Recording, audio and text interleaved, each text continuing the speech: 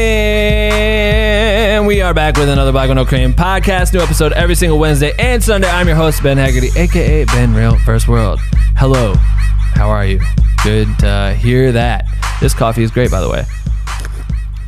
Today's episode is motherfucking fantastic. A long, how do you say it? Like a long time coming? I don't know what people say, but everyone's wanted this podcast to come for a long time, and it's finally here. The David Malave story. Today, I interview my boy Dave. And if you don't know Dave, I don't know if that must mean you're new to this podcast, and welcome. We would love that you're here. But Dave has been my right hand in all this Black with No Cream shit for fucking a very, very long time. We toured the world together with Beyonce and Jay-Z. He was my second shooter on that whole tour. We did Coachella together. He basically pulled my belt backwards when I'd run backwards with the camera when we were on stage in front of 100,000 people with Beyonce in front of us. We have a good little run going right now, and this Black with No Cream shit is the next chapter, which has been cool to develop with him. So I'm glad to share his story. Finally, it's crazy. It's one of my favorite stories because it's the craziest shit, and it's the best. It's the best example of what Black with No Cream can do for creators, in my opinion. I always refer to it. It's a great case study, so I'm happy to share the story. But before we get into that, it's finally here, you guys. We have a fucking ad, but not in a dumbass, corny way. We have an ad that brings value to the listener, and it's not like some MeUndies shit. It's like they're gonna give you $1,000. You're probably like, what is Ben talking about? Let me explain it to you. We partnered with Dutch Bros Coffee. Okay, Dutch Bros Coffee is fantastic in my opinion, and it makes sense for us because I only wanted to ever partner with a brand that, I don't know, align their values with what we are into, and they're like a young, moving, creative coffee company, and we're Black with No Cream. So, they hit us up and they're like, yo, we want to sponsor the podcast, blah, blah, blah, blah. But what we really want to do is find a way to provide more value to your listeners and your community. And what we really want back is to find some fire creators that we could build working relationships with. I'm like, tight, let's do it. So they said, we're going to give you $1,000 to do a contest. We're literally going to do a contest where we send an absurd amount of, I think they're going to send 150. There's 150 spots. So if you're listening to this, if you want to do this contest, there's only 150 people that can compete, because they're going to send you, I'm going to set it on the table real quick. They're going to send you this beautiful looking coffee bag, Dutch Bros Coffee, private reserve. Okay.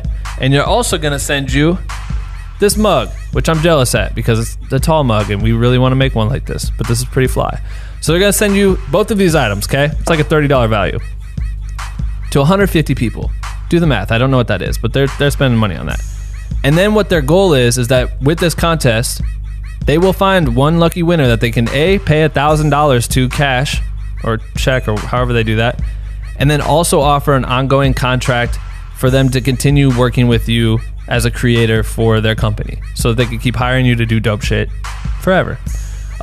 So this is how the contest works. I'm really fucking pumped about this. I think this is crazy. So first, sign up. You're going to sign up at bwnc.dutchbros.com, okay? Read the terms and the rules for the contest. It explains everything in detail, but I'll kind of brief over it right now.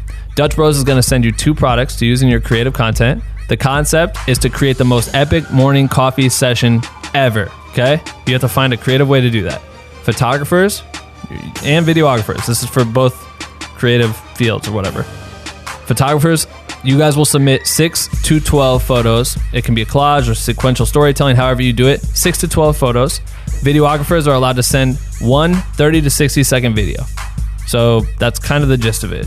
You'll be judged on merchandising of Dutch Bros product, like this product right here, the quality of the content, creative and originality, and the relevance to the contest theme, which is to create the most epic morning coffee session. So that's it. That's the contest.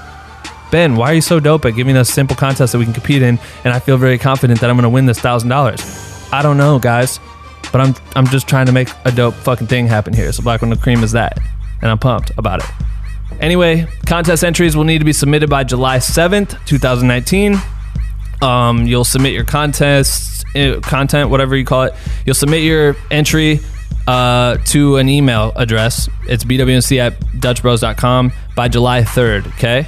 So everything is on the website. Just go to bwnc.dutchbros.com. Everything will be there. Just follow the rules. Make sure you do it by July 3rd. You want to sign up so that you become one of the first 150. And that's it, basically. Get a chance to get $1,000 cash and an ongoing contract for creative work with Dutch Bros Coffee. Damn, I'm pumped about this shit.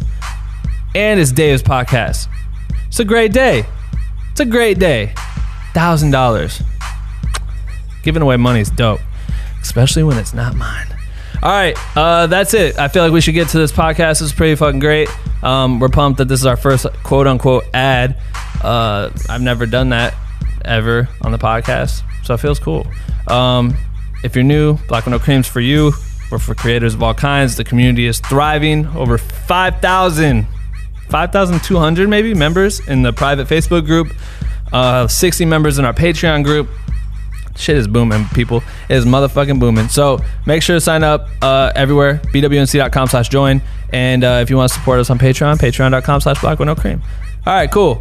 That's good enough for now. I'm excited to see everyone enter this contest. This is the early bird announcement, so make sure to sign up. bwnc.dutchbros.com. 150 people. That's it. So, yeah, let's get to it. This is the best motherfucking intro I've ever created in my entire life, and I'm going to play that shit for you right motherfucking now. Attention. If you stop this podcast recording at any time, you will die. I don't want to die. Do you want to live? You have 24 hours to share this podcast with 5 people or you will die. I'm kidding, you won't die. You're just weak shit for not sharing. And the winner of the best motherfucking podcast goes to... Black with No Cream. What do you think? It's so fucking dumb and so fucking Ben Haggerty. I knew you would say that. And we are back with another Black with No Cream podcast. New episode every single Wednesday and Sunday. I'm your host, Ben Haggerty, a.k.a. Ben Real vs. World. And today is a podcast episode that's been coming for a long time. Actually, I think we said we were going to do this a long time ago and never did. David Malave. Which sounds like the beginning of every morning roast episode we ever do. Yeah, I know. But today is an interview and not a morning roast. It's an interview, finally. How you doing? Good. It's kind of funny, just like being on this side versus the other side. Yeah. You know what I mean? I know. Real quick though, I think it'd be funny. We always do that intro. I think it'd be funny one time if you just like you told them like, oh, we're gonna do it for 20 seconds. It's just like we do it for funny, and then you just like sit there and for like as long as possible to see What, the actual intro? Yeah, the intro that we just did. Like do that to an upcoming guest? To see like just sit long? there for like 2 minutes, see how long they just like, you know what I How mean? long they'll do it for? They're just like look at you like, yo, when is this gonna end? Yeah, it's like Nardwar shit. Like Nardwar, and then you just so Dave and I became friends almost 2 years ago. Over 2 years ago? 2 years ago. Like, yeah, well, I guess we're gonna approach in 2 years, year and a half probably. Probably 2 years. Because Dave became my intern for the Black with No Cream podcast. That's how we met. And the rest of the story is very crazy. So tune in right after this fucking ad. Let me get a check real quick. No, we don't have ads yet. But yeah, so the story is insane. And basically, long story short, you lived in Texas, then shot for Beyonce. All right, that's it. Thanks for tuning into this episode. All right, we're gonna go home now. We're just gonna go home. Yeah, like and subscribe. So anyway, I think we've told our story several times, like in bits and pieces throughout like the journey of this podcast. But I want to dive into it in length or whatever to talk about how you got to here right now. But you were my intern, then you were my assistant for Coachella, which then turned into you being my second shooter for all of the OTR2 tour, which if you don't know what that means, On the Run 2 tour. That's what that means. That's what that means. For Beyonce and Jay-Z, which is fucking crazy coming from Texas. Right. How'd you do it? Shit, I don't know. Got lucky as hell.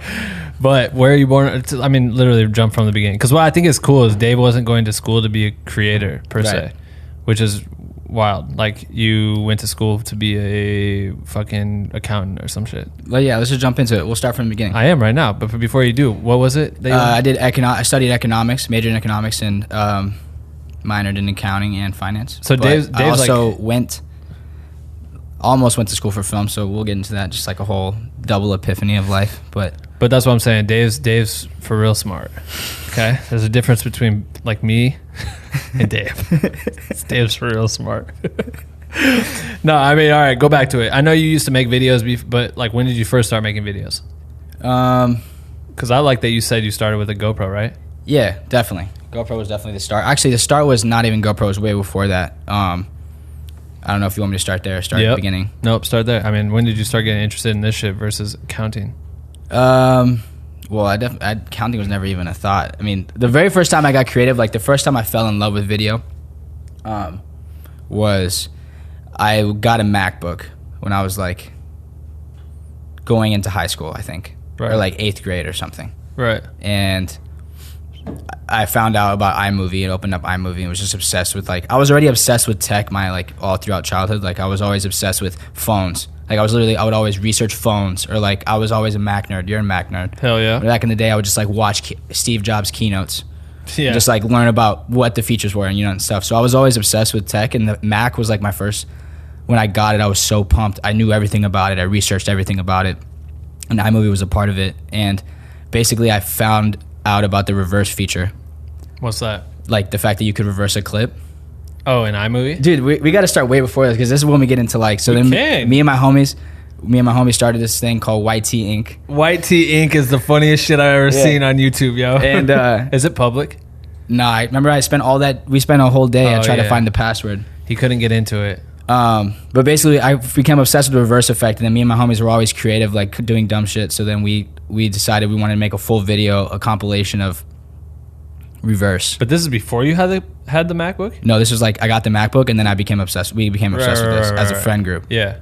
The reverse feature. Yeah, so we just made a whole compilation of reverse, and then we would like share it on Facebook, and then that was the first time where people would come up to us and be like, man, that video was awesome. And like I was just, that whole experience the first time, it's so funny because it's so insignificant, but like that's when I realized like, man, I really love, like I was obsessed with the idea of like people liking you. Not just that, but like the idea of like being, like having an idea and like the process of it, and then putting it out and then being able to share it, and then people saying it was dope, and then like being like, what else can I do? Right. And then we started doing like stop motion. This was only like 7th, 8th grade, doing like stop motion, which we had in common. Dude, like doing really stop funny. motion.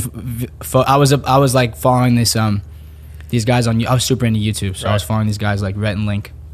Who? They had this Rhett and Link. Okay. They still do shit. They had this insane stop motion video, and I was like incredibly inspired by it. So then I tried to do stop motion like really crappy with my like the camera webcam on the computer. Yeah, hell yeah. And we just did all these like little skits and stuff. Yeah. So that was like my first entry to it. But I think my whole life set me up to like be able to do this, because like my whole family is like full of creatives. Right. Like I have cousins who are professional dancers. My mom and her mom and her sisters and her mom, they all sang. They were amazing singers, played all instruments, piano, flute, all this different stuff. So if music was always from day one, like a part of it. Artistry was a part of it. So like I always grew up just being obsessed with like different crafts and stuff. Like my mom would always, my mom was funny. She would like literally put me in everything. Like when I was a kid, I was in like baseball, soccer, swimming, gymnastics, like in choir, like singing, playing drums. Same season. Like all the time. Like my mom was just like, you need to be in this, you need to be in this. She was obsessed with like putting me in things. And it was funny because I would like be mad at it sometimes, always going, but it's funny how like all those experiences like lead up to you being able to do a bunch of things. Right. I danced, did a bunch of stuff, and like all throughout that time I was just learning about like the idea of being creative in all these different aspects. And like, you know, even sports are creative. I think different crafts, like singing, doing some singing, doing some dancing, doing some art, doing some whatever, like all those things are like grew me up in a way, whereas like I didn't ever believe in like my parents never told me like, oh, you have to be this, like a traditional route of like my success. parents are doctors. So let's just jump back. So my parents are, you don't have to keep saying that, you jump back. My parents are from Puerto Rico. Right. They started off in Puerto Rico. That's an island, Caribbean. And never been. Yeah, you should go. I want to. And they went to school to be doctors. My mom was a dentist. My dad became a surgeon, and they met in dental school. And so they left the island to like, you know, pursue a better life. They enlisted in the army. They moved to Panama, and like I was born in Panama City, in Panama a year after that, right, on an army base. And so I was moving around my whole life, and so like for them, but I think what's important about them is they never like told me like you had to do something. They were like doctors, so they were always about grades. They were about school. So my entire life, all I ever cared about was school. Like in terms of like the idea that, okay, if I get good grades, if I'm smart and I have good grades, everything's gonna work out, because that's how it works with doctors and lawyers and things like that. You know what I mean? Yeah. In college, you get good grades in pre-med. That means you're going to get accepted into medical school. Right. Most likely. You get into good medical school, you get good grades in good medical school, you'll get placed in a good residency. Get a good residency, you'll get a good job. It's just like a path, right? So it's like, that's all I cared about, but they never told me like, you have to be this. So my whole life, I was just like enamored with the idea of doing a bunch of different things.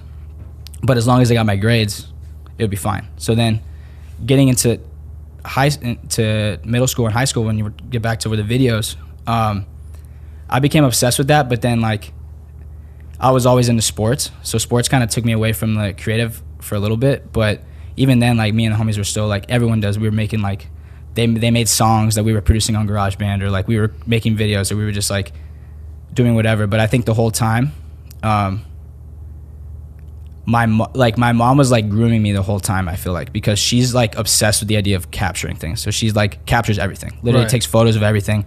If you didn't take a photo, it didn't happen. Did she buy a fucking iPhone or a gimbal? No, she has all the I made a joke. She's always sending me like camera gadgets. Yeah, like you know those, get this. It's like those sponsored ads that pop up in your Instagram, and it's like a slider that can fit in your pocket, and you can put your phone on it and get the illest shot. And he'll have just his DMs or just his mom sending him all these. Yeah, she's a shit, ads. Bro. She's always like, you should get this. Like, you know what I mean? Like, she probably sent me this. Right. Like, this would be amazing. You know what I mean? But she was obsessed with capturing things. So like early on, when she was into photography, and I would be like her model, so she would like pose me, and she was working on her portraiture and stuff. So like I was, even from an early age, I was being exposed to like composition and like the way things are framed, and like lenses and cameras and colors and stuff. And then just her being obsessed with capturing, she always had cameras, she was always taking photos. So like literally from 6 to 7 years old, she's teaching me like, no, you have to position like this because you can't cut their heads off, or you have to move them in because someone's being cut off, or you need to have their feet in, or like the camera needs to position this way, even with iPhones. And it was like constant, like she's very particular. And so I've always thought about this recently, like that literally my entire life of always being, she's always like coaching me on that, like, but not even because I'm gonna become a photographer. It was never a thought. It was just like those little things, like the way that I understand symmetry and colors and composition, and the way the balance of photos comes is literally second nature, because that's how, like, I didn't ever study that. Like when you make fun of me for like being really anal about how things are positioned, or like the way things look, that's simply like my eye. Until it feels comfortable to me when I look at it, I'm still tweaking it, and that becomes from like my whole life of like understanding that. So I feel like that definitely led to me this being so easy for me to pick up, especially as we'll get into. Like I dropped it twice pretty much, until I decided I wanted to do it again. So, but that helped me get into this video stuff really quickly, aside from also being obsessed with YouTube, because then I go into high school, I'm playing football, running track, play basketball in middle school, just basically only sports in Texas. That I was obsessed. Like, you just get into sports, so the creative almost like falls to the wayside. You don't really think about it. So I was making videos in middle school, but I knew I became obsessed with it then at a very basic level. And then when I got into senior year, football ended. Football is like all there is in Texas. Like that's just like Friday Night Lights. Yeah, it's just, I was obsessed. We were all obsessed with it. It's all you thought about all year. And you played track because you had to, or whatever. You ran track. Senior year, football ends, and that's when you realize like, oh shit, I have a ton of free time. Second semester of high school, we had this thing called early release, where like you could get off at noon. So like I had it set up so I could get off school at noon and drive home. I had nothing to do, so I just got really into like working out, which is funny because you get more into working out after no one's telling you to work out anymore. Right, no shit. Like after football coaches aren't telling you to work out, after that you're like, oh, I like working out. Right. Because no one's telling you to do shit. So I was getting into like all this. That's when I first started getting really into working out for real. Yeah. But then like I became enamored with this idea of like the videos or whatever. How? Why would that come back? I don't know. I actually can't remember how it come back, but like I was getting really inspired. You know me. I like getting really inspired about random shit that I was reading in senior year. That was like a 4-year gap of not 5 years. When did you stop? Before high school? Videos, man. But we were kind of like making stuff all throughout that time. But like the funny thing is like during high school, it wasn't until the second semester senior year where all of a sudden I had the epiphany that I wanted to do film. Right. So like I said earlier, my whole life I was about grades. So by the time I come senior year of college, I was ranked 13th in my class out of like 600 people. Like they would rank you in terms of grades. Jesus and it was funny because all my homies who all played sports, we all like competed with grades, which was actually honestly crazy. I'm so grateful for the friends because we were like homies, but we would literally compete on who had the best grades on tests and stuff. We would have group texts like everyone was getting 98, 100. We would like study our asses off, and that all of us are ranked well. So in Texas, if you're ranked in the top 5%, or it used to be 8, but then they keep dropping it. I don't think it's even like that anymore. But if you're in the top 5%, you get automatically accepted to any university in Texas. Wow. And UT, so like at that point, I had already applied to UT the first semester, and I got in automatically. But you still had to pick your major, and that was a huge deal because UT is like a awesome university. It's really hard to get into. Acceptance rate is really low, but like the automatic acceptance was like, boom, you're going. And my whole life, it was never a question. College wasn't a question, ever. Like you're going to college. Yeah, of course. Like ever. Like there's no way I've ever. College was just a certainty from all of my whole life. Yeah. It's like you're going. Yeah. So it's like, what do you do? And I'd never thought of it. So I like computers, like I said earlier. I was obsessed with computers, and I really was into like, we're also into Disney, so I was really into Pixar. And so I was like, man, maybe I could do like animation or something. You know what I mean? Like animation or something with computers that involves like, I know I like computers. I know I like technology. Like I just want to use it. Right. So then there's computer engineering, which is like, turns out to be like one of the hardest majors ever at UT. It's insane how hard it is. But I got into that. And then I went to like February of second semester, I went to the college and visited this computer engineering school. And it was like the grungiest, like hellhole looking place. It's not at UT? That's at UT. But like I'm talking about just like when you walk in, you realize, oh, this is what it is. It's like electrical engineering. We're talking like computer engineering isn't like, cool, you get to use computers. It's like literally, the way electricity works. And like, I can't even explain it. My homie majored in it, but it's incredibly how hard it is. And I was looking on the walls, and it's like way different than I thought. It's like, no, this looks terrible. And like, oh fuck. Yeah. And like, and I walked in there and I was like, yo, like I had a whole, like I walked home that day. I was like mad, like let down. I was like, damn, like I don't think I could feel it when I walked in the building that I didn't want to do what that was. Damn. But it's like I'm already accepted to this school. You know what I mean? So it's like, what am I gonna choose?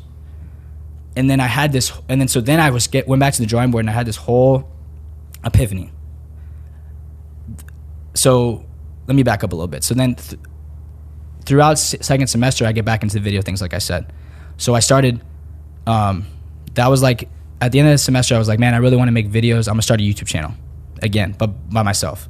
And I told my homie Vince, we're like, yo, we should make a YouTube channel together. He wanted to do the same thing, but then he moved, so it was just me. So I was making YouTube videos with myself and my homie Gabe, who was also trying to do the same thing. And started making these sketches. I was making these satire comedy sketches where like, you know, I could show some of my editing skills, but also like say something about high school life or whatever. And I had my own channel. I was putting them out, and then I was like promoting on Facebook, like, you know, and people all started realizing like, oh, he makes videos, you know, but like, I became really obsessed with that, and that's the time of the year where I was like watching YouTube videos religiously. Right. So like that time was when I really learned all the basics of what I was able to like pick up again after college later. So like I was watching Film Riot and whatever it was. Shout out. Like Andrew Kramer on a Virtual Copilot, and there was a guy named Freddie Do who did all these like. Do you remember Freddie Do? No. He was this guy, and he was kind of like Graham. What's his name? Graham. Supertramp. Supertramp. Kind of the same thing. They were both popping off at the same time. He was doing more like video game 3D VFX type stuff, And I was following all them, and I was just literally obsessed. I was watching YouTube all day, every day. Like, since I got off at noon, I was just researching, learning everything about everything. And I became super, super, super obsessed with it. And so then when I went to the college and came back, I had this epiphany. I watched Pursuit of Happiness with Will Smith. Hell yeah. He has that quote on the rooftop where he's like, don't ever let someone tell you you can't do something, you know what I mean? If you want to go get it, whatever. And at that point, I was like, something about that was like, okay, switched it all up. Like, flipped it on his head. I went to my parents and said, yo, I researched film programs. And turns out UT, the one I already got accepted to, was like top 15, top 10 or something in programs. They have a program called Radio, Television, Film. And Matthew McConaughey went there, some other people. Damn. And so, and they got you know, state-of-the-art studios and all this stuff. And I'm like, man, this is sick. I'm already, like, maybe I could switch over. And I go to my parents, who are doctors, who, you know, look at me as like the golden child of grades, who's gonna, you know, do this and that, you know, whatever. And I'm like, I think I want to do film. Told them all about it. And they were like, I remember seeing their faces, and they were like, really, like, no. Not as, like I told you, they never were not supportive, but right. I remember them looking at me like, are you sure? You know what I mean?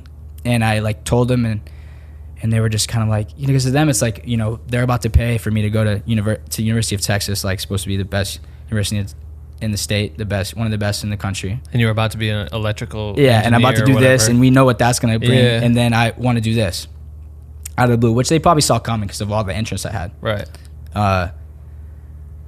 But they were like, okay, you know, they believed in me or whatever. So I switched over and I got accepted to that program, which is also kind of hard to get into. That's dope. And so then I went into the first year of college going into to be film.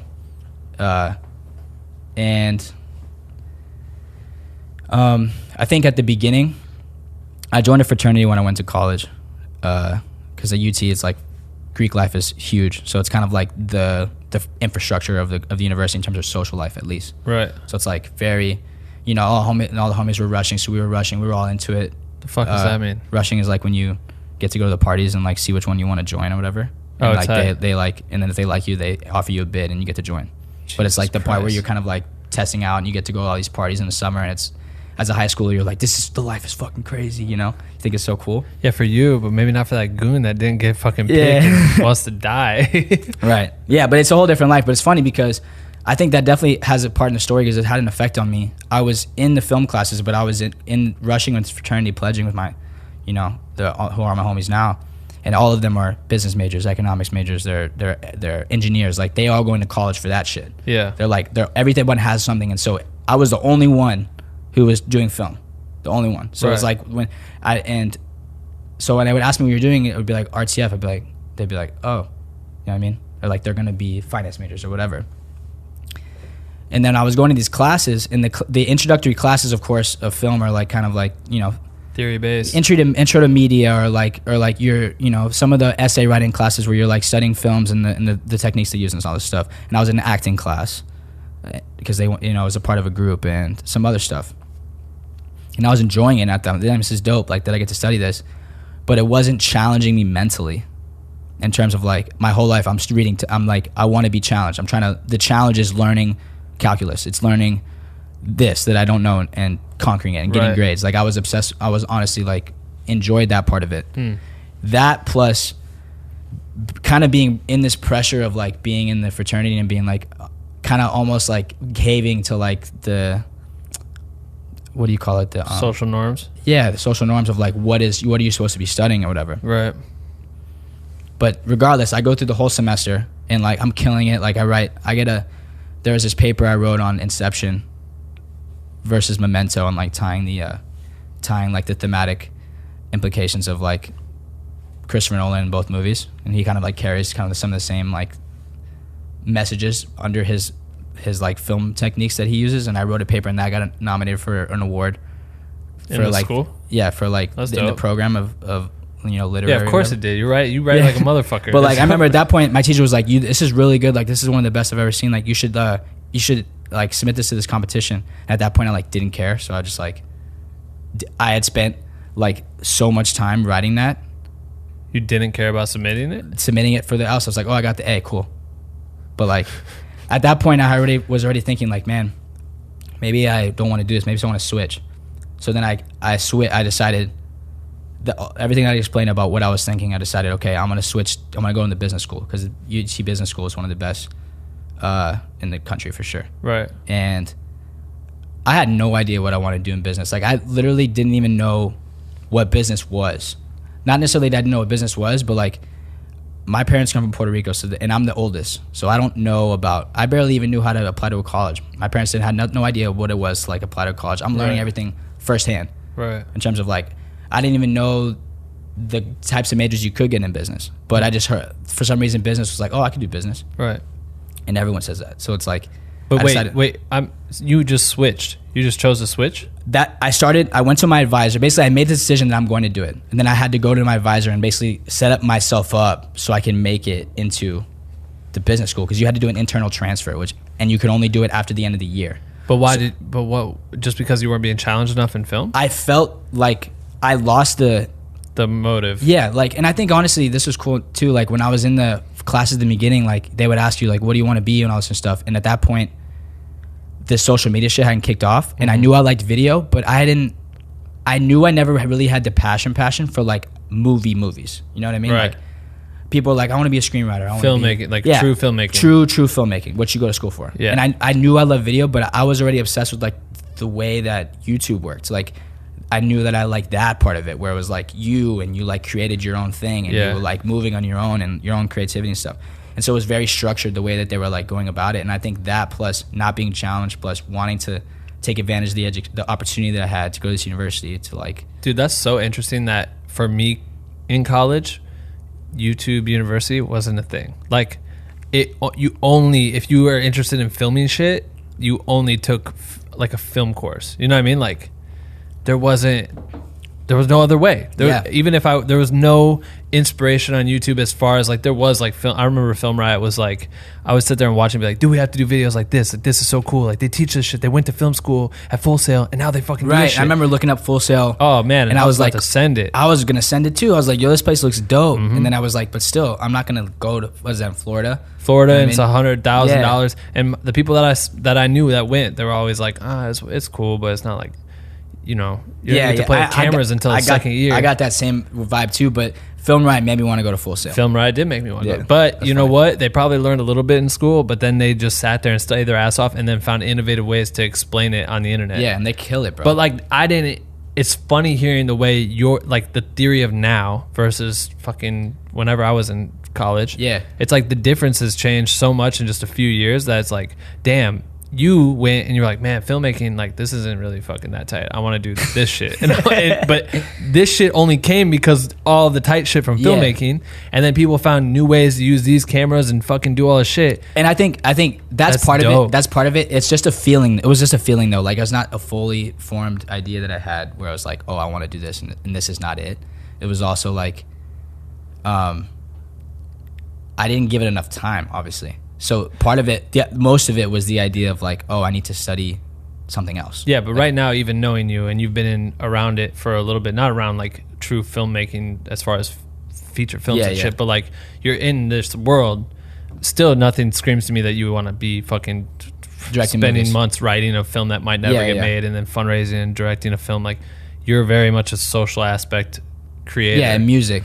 Yeah, music too. Yeah, so music's my main driver in life. So and I think I still held that sentiment. Right. But it's cool because after college, when we'll get to like, I figured out like, yo, this is actually a wave. The wave that I was like almost on in high school really came popping right after I graduated college. So it was like the prime time for me to be like, yo, I can really do it this way. But do you think that had anything to do with the business side of shit?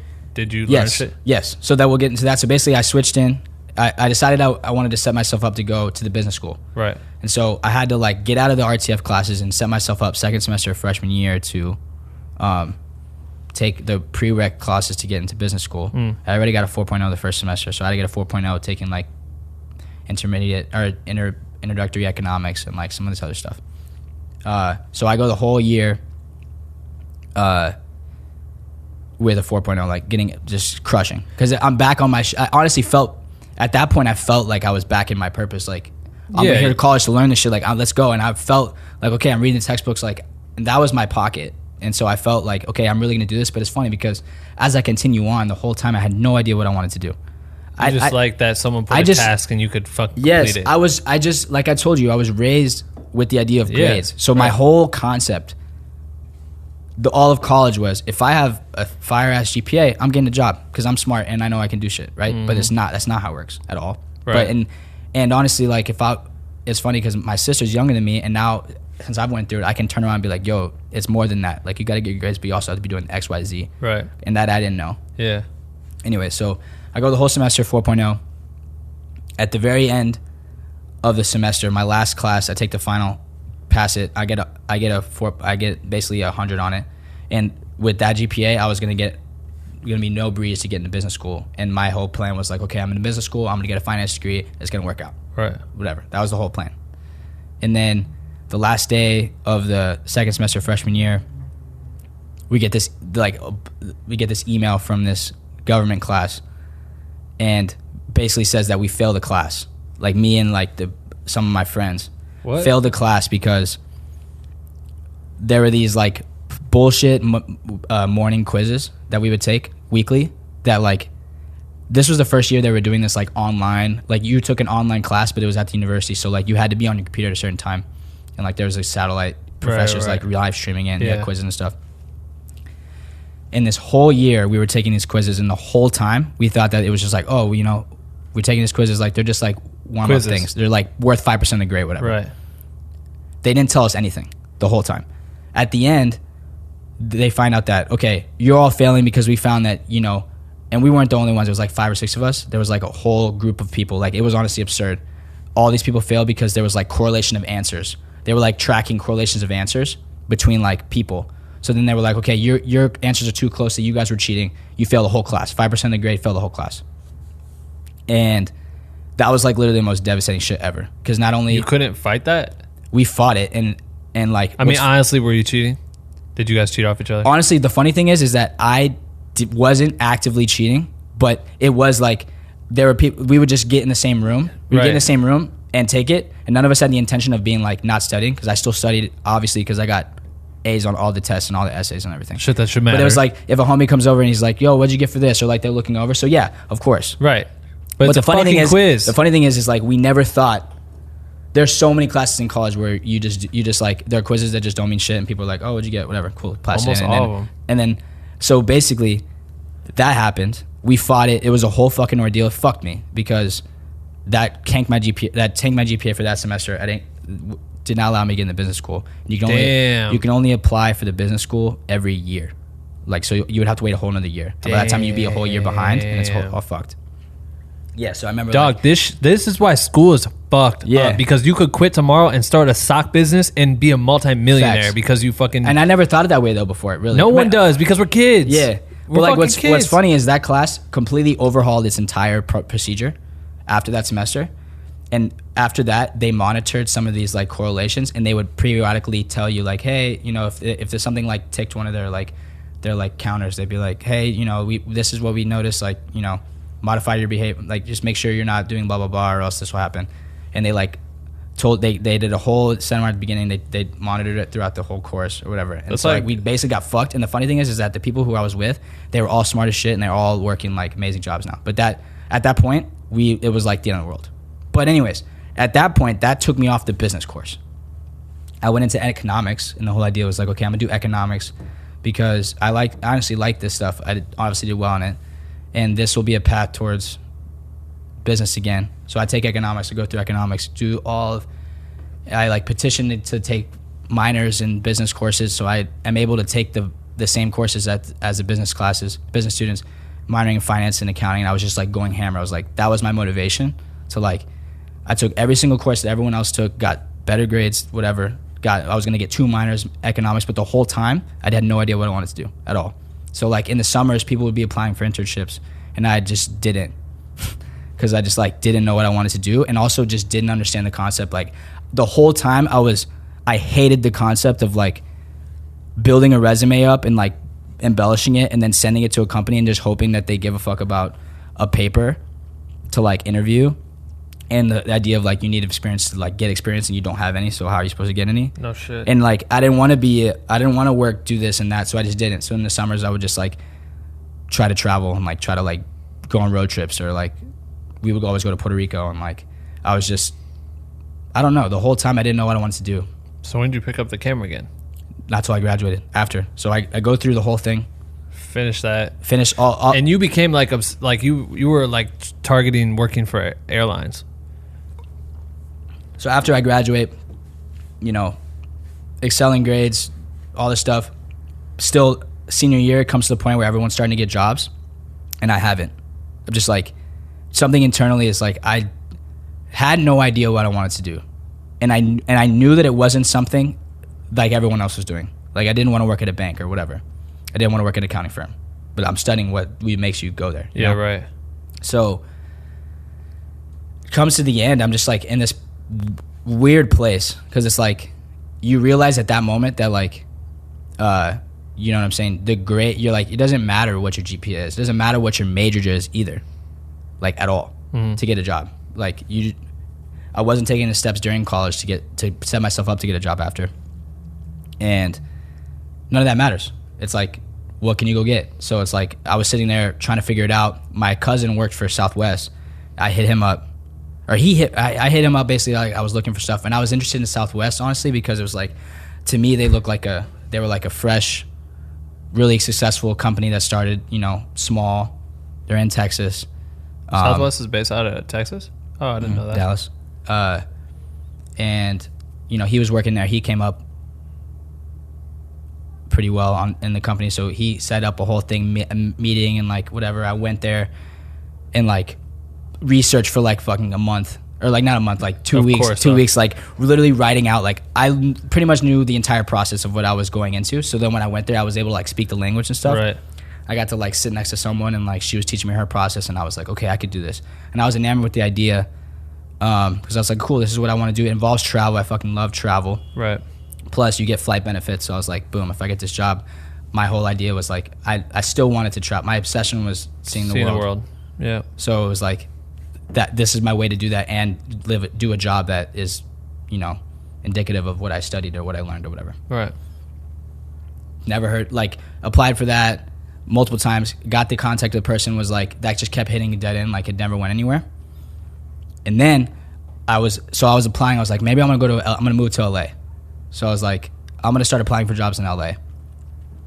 I apply for this job. I'm applying to multiple jobs, and I applied to this one job. It was like at that point I was like, maybe I'll do experiential marketing or or like something that has to do with like, I'll be in LA, so it'll be something creative. I want to evolve in a smaller company where I can like make a difference. I was like very obsessed with like, if I could go that path where it was like, I could make an impact and like do something maybe like lower level, but have more roles and like be more involved in like the process.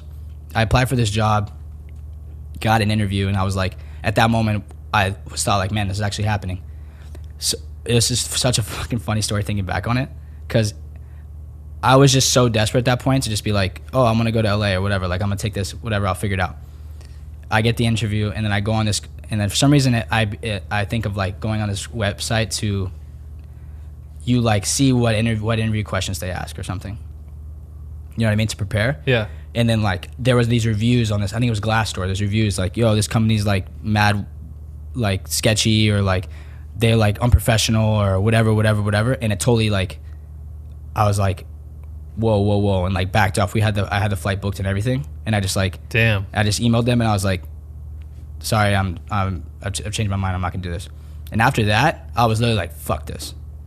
I was like, fuck this. And so it's funny because I didn't really try that hard, but then at that point I was like, I didn't try really hard, but it was funny because at that point I was like, okay, cool.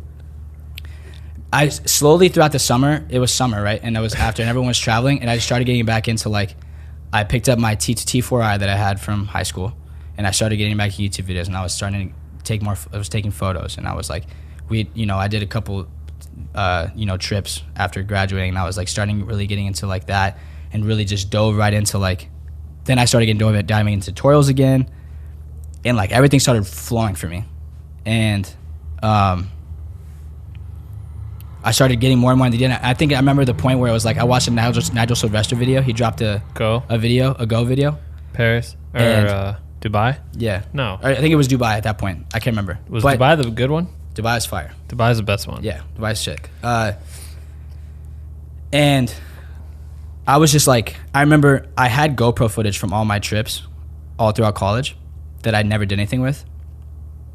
And I was like, okay, well, I was watching tutorials, like I was getting super obsessed, and that feeling of like getting that feeling back of being obsessed with something was like intoxicating for me, because I wasn't feeling that at all from like chasing anything that I was studying. And I forgot how that felt like, where I was like consuming my brain at all times. So I was like, I took all the videos from my old GoPro footage and like sat down and I was like, okay, I got my computer back out. Like I had Final Cut X from back in the day. Like that hadn't opened yet.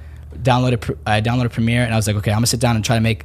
I was learning, you know, the transitions were trendy back then, so I was like already diving in, like, oh, these are tight. Like I was getting into the scene again, in terms of like what was popping or whatever. I was like, okay, I'm gonna make this edit, see how I can do. And like that, I spent like the next 4 days like editing, and when I finished that video, it's trash. But when I finished that video, I was so inspired. I was like, yo, I've literally loved to do this. Like I never felt more purpose in like editing that video that had nothing to do with anything than I had felt with anything in terms of jobs towards the end of college. Did you put it out? I put it on Instagram. No one gave a fuck, but I put it out. I was like super inspired.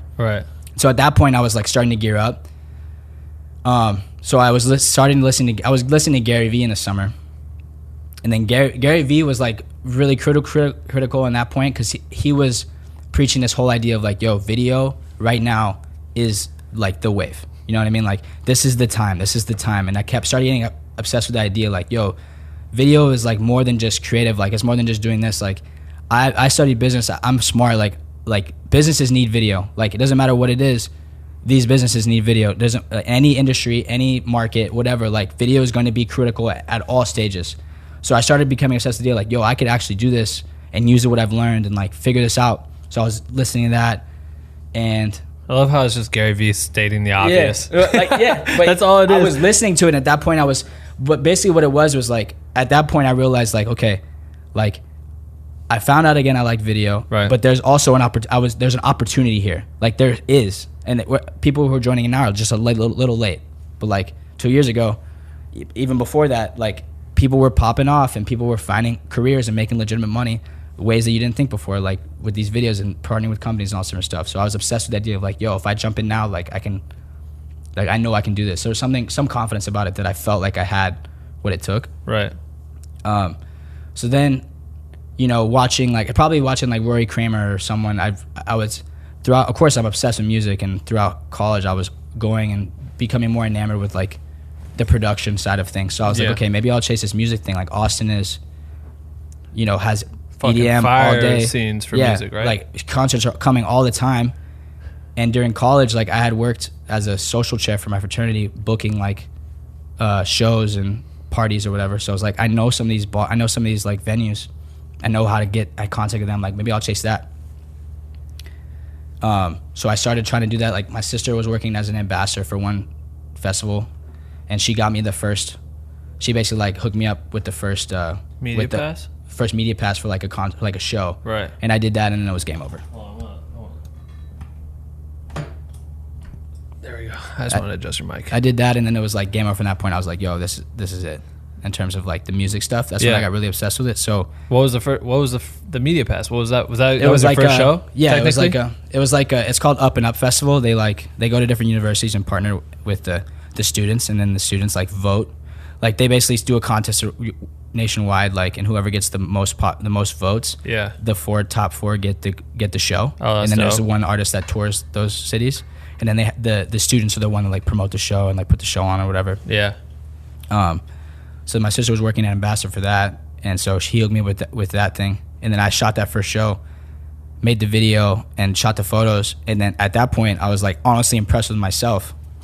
I was impressed. And it's funny because I think the whole come up of it, I was just proving I was wanting to continue to prove to myself that I could do it. You know what I mean? Mm-hmm. More so than prove to other people. Like every time I would make a new video, I would prove to myself like, oh, okay, I'm getting better. You know what I mean? Everything was about growth or whatever. Right. So I was just... And you're like implementing these things you're seeing online. Like, all right, today I'm going to try to do this. Tomorrow I'm going to try to do this.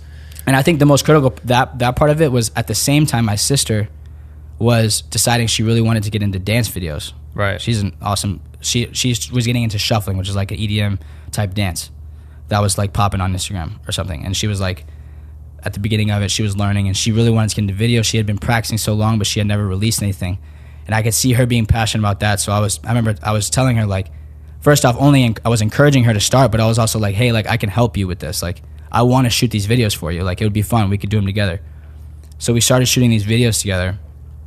And it was awesome because it was like, she's like my creative, like, subject, and yeah, but she's also like, she's still like the person that I'll go to. Like, I trust her opinion. I trust her creative opinion. So even now, like, if I'll send her something, I'll be like, what do you think of this? Like, do you think this and that? And she'll give me her feedback. Right. And I trust it because it's like, for her, it's like, she won't, if I send it to my girlfriend, like, she's going to tell me it's amazing because obviously she loves me. But if you send it to to someone who Leslie can tell me straight up, like, oh, and if I don't get the reaction out of her I want, then I know something. So like that relationship was really important. And those videos were an opportunity for me to like test editing, test effects, test like different shooting aspects. Right. Like I was shooting with GoPros or like a Sony A7 6000 that I found in my mom's closet with a Joby tripod that I tried to make look like a Ronin. So I could, you know what I mean? But we were making those videos and they were like popping on her page. They were getting almost 100,000 views every time. So it was like, that was when I was able to make videos and see like, okay, they're having an impact. Yeah. So that was like what I was doing to like continue to develop in terms of like just trying new things while I was hustling and trying to get these like local show gigs, you know?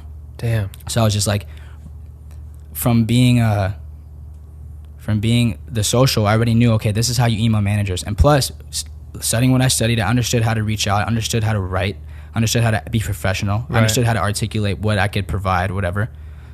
And I also understood how to reach artists because I was like, okay, when I booked shows, I would reach the artist manager and I get an answer like that.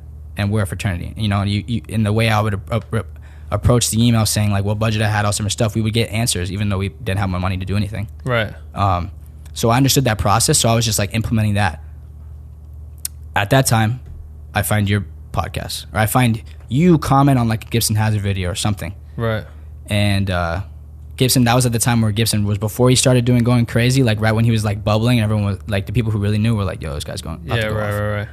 You commented on something and you like, I could tell y'all are friends or whatever. You said something that made me click on your profile, and in the bio it said, I'm starting a creative community, private, where you could, the secrets or like the feedback or whatever it was. And so I was like, oh shit, this is what I need. I like saying the secrets though. I don't think I said that, but we should start saying that from now on. But like back then I got the idea. I was like, yo, like this is what I need. Like I had no one to talk to. Yeah, right. So I apply. I remember sitting there applying thinking like, okay, like, oh, I answered it like it was an interview because I was like, I want him to accept me. Right. And I got accepted. And so then I immediately got into the podcast, and the podcast was just, after that, it was definitely game over because I was just obsessed. Right. So I would just be like, I decided at that point, I was getting really into it, and I decided, okay, I told my parents, and I said, okay, so they wanted me to go to grad school. After you had taken a break? The summer. Right. Okay. So like at August, people are getting back to their jobs. Yeah. Or they're going back to school. So that was the point where I started realizing, okay, I got to figure out what I'm going to do. You know what I mean? And I remember walking to them, I told them basically like, okay, give me a year, and like I'm going to chase this video thing. And like, if you guys support me, like I'm going to stay, like I'm obviously going to live at their house. They live in San Antonio. I live in my parents' house. All my friends are getting their jobs. They're going to jobs. And I'm like, I'm going to chase this video thing for a year. By the time a year comes by, if I haven't done anything, I'm gonna reevaluate, and I'll just get off it and do something else. Right. And I knew that I had a degree, I could figure it out. Right. So at that point, that was the plan. And I got into so I started getting the podcast. I was living in San Antonio, fucking just like being obsessed all day, every day, trying to figure out what I was gonna do, shooting dance videos, editing those, watching tutorials, trying to make things on my own. Then on the weekends, I would drive to Austin, an hour away, figure out what show I could shoot it, drive back the same night, and then just edit it the next 3 days. And I was just basically shooting these shows for free. So I would just go, like there was a venue I knew I could get into that I talked to the manager. I tried to pitch him I learned from the podcast, tried to pitch him on the idea of like, yo, their content's whack, and their content's still whack. And they have a bunch of shows in Austin. And I pitched him like, yo, I could make these videos for you, like shoot these photos. And basically he just like, yeah, whatever, but yeah, you can come whenever, like it's all cool. So I started shooting at this place called Vulcan a couple times, and then I would just drive home, edit the video by myself on my own time. And the cool thing about shooting for free is that like no one was counting on me, so it's like I make the photos how I want to, I make the video how I want it, I put the video out when I want to. Right. And so my whole goal is like, I'm gonna keep shooting these shows, and I'm gonna make sure that every next video is better. Right. And like if I can do that, then I'm on the right track. But the whole time I knew I had it. Like I knew I was onto something. You know what I mean? Because each time I would go, I'd be like, yo, I fuck with, personally I fuck with it. I know if I fuck with it, like I trusted my vision of it. So I was like, I think these are cool. Like it's not like I'm getting people, I don't have followers back then to like tell me it was good, but there are people that I like that still follow my stuff that I, shout out to them, like were telling me like, yo, that you're really good at this, like whatever. Right. So I was just like going out shooting as many of these shows as possible. Sundays, like the show would be Saturday night, stay over at my girlfriend's place Sunday. I would always stay at her place the weekends. She was like the only reason I was able to go into Austin and do these things. Right. Sunday night, I would drive back home. The Black Window Cream podcast would come out at the night, and I would listen to it on the ride home from Austin to San Antonio. Hopefully. And I would just be like studying these things. And every single podcast, I picked up a new key. Picked up something new that I learned. So This I would is so funny. Study it, bro. I would study like crazy. And then I would implement it. You know what I mean? Whatever I learned about my mind, a lot of it was just a mindset, like in terms of like how I should view myself living at home, trying to chase this in Austin, not taking a job. Right. Like learning that, yo, there are ways. And I started, the more ways that you learn about how people did it, have done it, and have made it, the more inspired I was that I could do it. Hell yeah. So I kept learning, and all the stories would come in every week. I would be like, yo, and it was, at that time, I was so like obsessed that I honestly didn't really talk to any people. Like I just protected my dream. Yeah. You know what I mean? Like I protected what I wanted to do. So people would ask me what I want to do, and I kind of just like, I had my inner circle. I just like closed people off, and I just had my people. And it's like, they fucked with me, and they fucked what I was doing, and they believed in me. So I believed in myself. Mm-hmm. But like, I didn't really let anyone tell me I couldn't, because I was just driving to Austin, like shooting a show, going back to San Antonio, like people are like, what is he doing? Like, why doesn't he have a job? You know what I mean? Yeah. That's the most frustrating too, especially like when you get to that point when you're in like the stages of seeing your friends start to find success or get jobs, or they're like, man, I just got a $60K salary job plus benefits and all this shit, and it's looking promising. I'm probably gonna do that for the next 30, 40 years of your life. And you're sitting at your parents' house, like shooting shit for free, not getting any money, right? Nothing. Buying gear, dude. That's the thing. That's like, defeating. But you know the longevity of it and where it can go. But no one else knows that shit. So when if anyone's listening and they find themselves struggling with the idea of being kind of like caught in a bubble of people peer pressuring them, I felt like that. I felt like that living in LA, working on Chris Brown's documentary and not making shit for money, sleeping on an air mattress while my friends are buying houses and starting to have babies. Right. And I'm like, and they're getting apartments in downtown, and they got cars and stuff. I'm like, what the fuck am I doing? Yo, and that's so important though, because like so many, like it was very important for me to like that was a very important part of that process, was like, I'm gonna close my circle up. Right. And like, I didn't want to talk to people about what I was doing, really. Like I would tell them, but I would tell them confidently, because I was so, at that point I was so inspired. I was like, I was just confident I was gonna figure it out somehow. But I didn't, talking to people and like getting those reactions like, oh, that's what you're doing? Like, what'd you study? Didn't you study this or whatever? Like that type of thing. So I just like, I wasn't talking about it. Like people knew what I was up to. My homies knew what I was up to. And like, I was just on my shit. Like I was literally like one track minded, back and forth. I would literally almost drive home, and then my computer was trash by the time I was like shooting a lot. So I would literally drive back to Austin to go edit at the university on their computers, because my computer was trash. So I was literally like just doing this 1 hour drive over and over again just to try to figure shit out. Right. So then that's the whole fall of that year. And then one day, I'm in Black Window Cream all the time, listening to the podcast, studying, whatever, becoming more enamored with your story. Basically, at that point, I was like, and like the same way anyone else is, I was like, I saw you and your story, and I was hearing, throughout the podcast, I was hearing your story, because you would like start telling, you know, you told the story throughout, especially the first 15, you were like telling your story as other people were telling theirs. Right. And I was learning more and more, and I was like, I saw so many similarities in us. Dog. And like the stories that we have, and like the way, and I was also looking at you, and I was like, look, this guy came from here and he's doing that, and that's what I want to do. Yeah. Like when I saw what you were doing, I was like, I want to do that. Whatever, like exactly what you were doing. You were into music. You were doing it your own way. You moved. You had a girlfriend. You know what I mean? You figured out a way to move. You found Andrew to connect. Like through all those stories, I was just like more enamored with the idea of like, yo, like this guy's so fucking dope. But I was also like, we could be friends. Yeah, and we both were making stop motion videos with our fucking our Mac shit back. Yeah, dude. So then one day, I opened up the group, and the whole time I was just like, I was learning from what you were talking about, and I knew I wanted to reach out to you somehow, like figure it out, but I just didn't know. But then all of a sudden, this internship opportunity posts up in the group, in the Facebook group, which is the first time I ever tried this shit. Right. Because I just was like, I don't know how to do an internship. Right, but it ended up working. I mean, you said I'm looking for an intern, like blah blah. And it was I remember feeling some way because it was the first time, it was a job opportunity technically, not a paid one, but it was the first time that I looked at an application and I was like certain that I would murder it. You know what I mean? Which is awesome. Which is awesome because like I had never felt that. I had never felt that before. So like when I was filling an application, I was going hammer. Right. I was like I knew that this was the shot that I needed. To say all the right shit. And like just hit the right chords or whatever. And it's so funny looking back because I wasn't sure, but there was something about it when I submitted the application that I knew I was going to get it. Like I just knew. Right. Something about it where I was like, I know like this is going to work. The whole time I'm thinking like, yo, we would be friends. Like this would work out. Right. And you hit me back, and I remember that around that time, I figured out that the way you got on Q's tour, the way that the Q tour opportunity opened up for you was South by Southwest. Right. And I was like, South by Southwest is in Austin. I'm shooting in Austin. Like, this is, like, it was too weird. Yeah. You know what I mean? I was like, this is, so then my whole goal changed. I was like, all right, I'm going to do everything I possibly can till South by Southwest. And then I'm going to make sure that I can get in these venues and work with these people so that hopefully I can get found. Do you mean like you're going to work hard so that you'll get the opportunity to shoot South by Southwest? Yeah. Like, being in Austin, working in these venues, shooting these artists, working, like, connecting with these companies or whatever, the promotion companies, all that sort of stuff.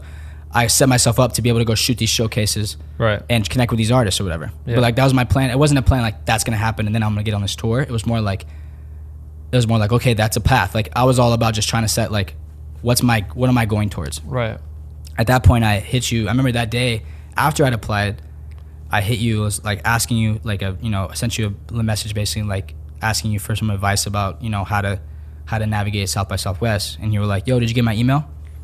And you had emailed me back. Wait, you applied and then emailed me separate? I applied and then Instagram DM'd you that day, or like the next day. That's fucking hilarious. And instead of answering me, you said like, "Yo, did you get my email?" Because you knew that you were gonna talk to me soon, anyways. Oh, right. Because you had sent me the email. The email was like the finalist email, and you had a challenge. Or basically, you said like, "Oh, awesome, whatever." Or no, let me back up. So that DM came actually after the challenge. So basically, I set it up. So I said, hey, I need an intern. Everyone apply this way. So they applied by filling out a form. I had a shit ton of questions to asking them everything I needed to know. The people would apply. Then I picked, like, I don't remember, 20 people that I thought were fire from the top, whatever submissions it was. And then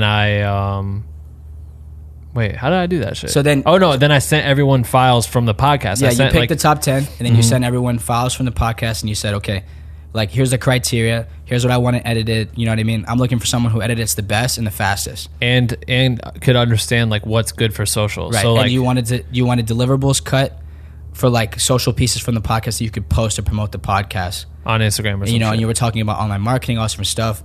Like understanding that. Here's the format. Here's the dimensions. Here's how I want it to look like. Go. Yep. And I remember I got that email. Because I was every day I was at home, working on my computer, just scheming, learning, trying things, and I refreshed the page and I got that email, and I remember I got it like, I read it like an hour late or something, an hour and a half late or something, and I remember thinking like, fuck. You know what I mean? Like I remember thinking like I'm late, and I remember I emailed you back, I'm like, I'm right on it, and I in that moment it was like speed race. Right. At that point I was like, I need to be the first one that edits this. Right. I fucking sat there, and the whole time I was stressed because I thought I was late. It's so funny to think about, bro. Because later on, you tell me that you were the first person. Person by hours. But that urgency was like, I knew that this was like. You just listened to us talk about it for fucking 15 plus hours in the podcast about how quick shit happens. I just knew, bro. I knew that I didn't know how, but I just knew that this was it. Right. I knew this was it. So then I edited it, cut the deliverables. You wanted like one choice. I gave you like 6. Yep. And then he had fucking written like, this one's about blah, blah, blah, blah, blah. I really like what you said here, so I think that this is what this means to people, and this is how it could be used for marketing. He like broke it down in so many different ways and was so proper with the way he wrote shit. I was like, what the fuck is that? A fucking ice cream truck outside? Can you hear that? I don't know if you can hear that in the mic, but there's definitely a fucking Mexican truck outside, or like Mexican corn, I think. Yeah. Anyway, he wrote so much detail and was so professional with it, but it's fast as fuck. And I said, I'm looking for someone that can be quick. In the form, it also said like, how much are you available or something? It was like 5 hours a week, 10 hours a week, 20, full fucking time. You said full fucking time. Your form was fire. Like everything you said in the form was fire. And then to turn around that shit that quick, I remember seeing it and be like, fuck, this is dope. This is what that's right. And I was like, but I still gotta wait to see what everyone else does. Yeah. Everyone else submitted and shit, and it was like, I mean, it all kind of looked the same. Like they cut the episode, everyone could pretty much. There's only a certain way you could cut it. Yeah. Some people tried some other shit with like. I remember they tried some stuff with their stories. I'm like, oh, that's cool, but the fact that you were able to deliver it that quick was the same reason why Musa fucked with me. With Musa being Kendrick and Schoolboy Q, like part of their label. Fucked with me for being so quick at South by Southwest. So when I got found, it was because, literally the quote is, your boy fire, quick turnarounds, that shit's tight, I want to take him on the TD World Tour. And that's when oh my God, my fucking life was going to change before my eyes. But it's because I knew as soon as I shot the show, I needed to put that shit on my computer, go ham, cut out the illest shit I could and give it to someone, because I'm like, time is of the essence. Like people need to see this shit now. It just happened. It needs to come out now. Yeah. And exactly. It's also like the urgency, the opportunity, like, and I think it's so crazy to think about, like, you know what I mean? Like, I knew in that moment how important those couple days were, but also like, it's funny to think like, anyone else, like if that popped up, like, oh, I'll get to that later. I'm busy today. Yeah. Or like how many opportunities kind of slip by people because they don't realize that it is what it could be. You know what I mean? And I had never felt that before. In this moment, I was just so positive. Right. I remember I wrote this long-ass email, not only like telling you like, these are the themes of the podcast. This is what I got from it. These are what I learned from it. The 3 big lessons. Here, like, you know what I mean? Here's what's valuable about this person. And here's this snippet, and it would go well on your socials because it appeals to these people. Right. And like it really connects with you people who like this and they're fans of you from this. Here's what this person would like. I feel like it'd go well on their page because their fans would like this. It's perfect. And this is what he's saying. And here's Black with No Cream because this is what I love about it. Mm-hmm. Black with No Cream is about this and blah, blah. I wrote the whole thing out. I remember you hit me back, and I remember you're like, like a couple days, and you're like, what's your number? And at that point, I knew I got it.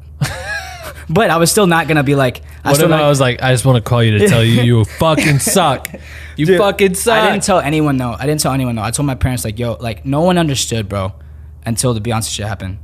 Right. What it was. But we'll get to it in a second. But, like, what I knew this, like, was... I didn't know it was going to turn to that, but I knew how, like, how pivotal it was. You know what I mean? Right. So it was like... So then you hit me back one day, you're like, what's your number? Then a couple days later, I'm going out to dinner with Courtney, my girlfriend. And...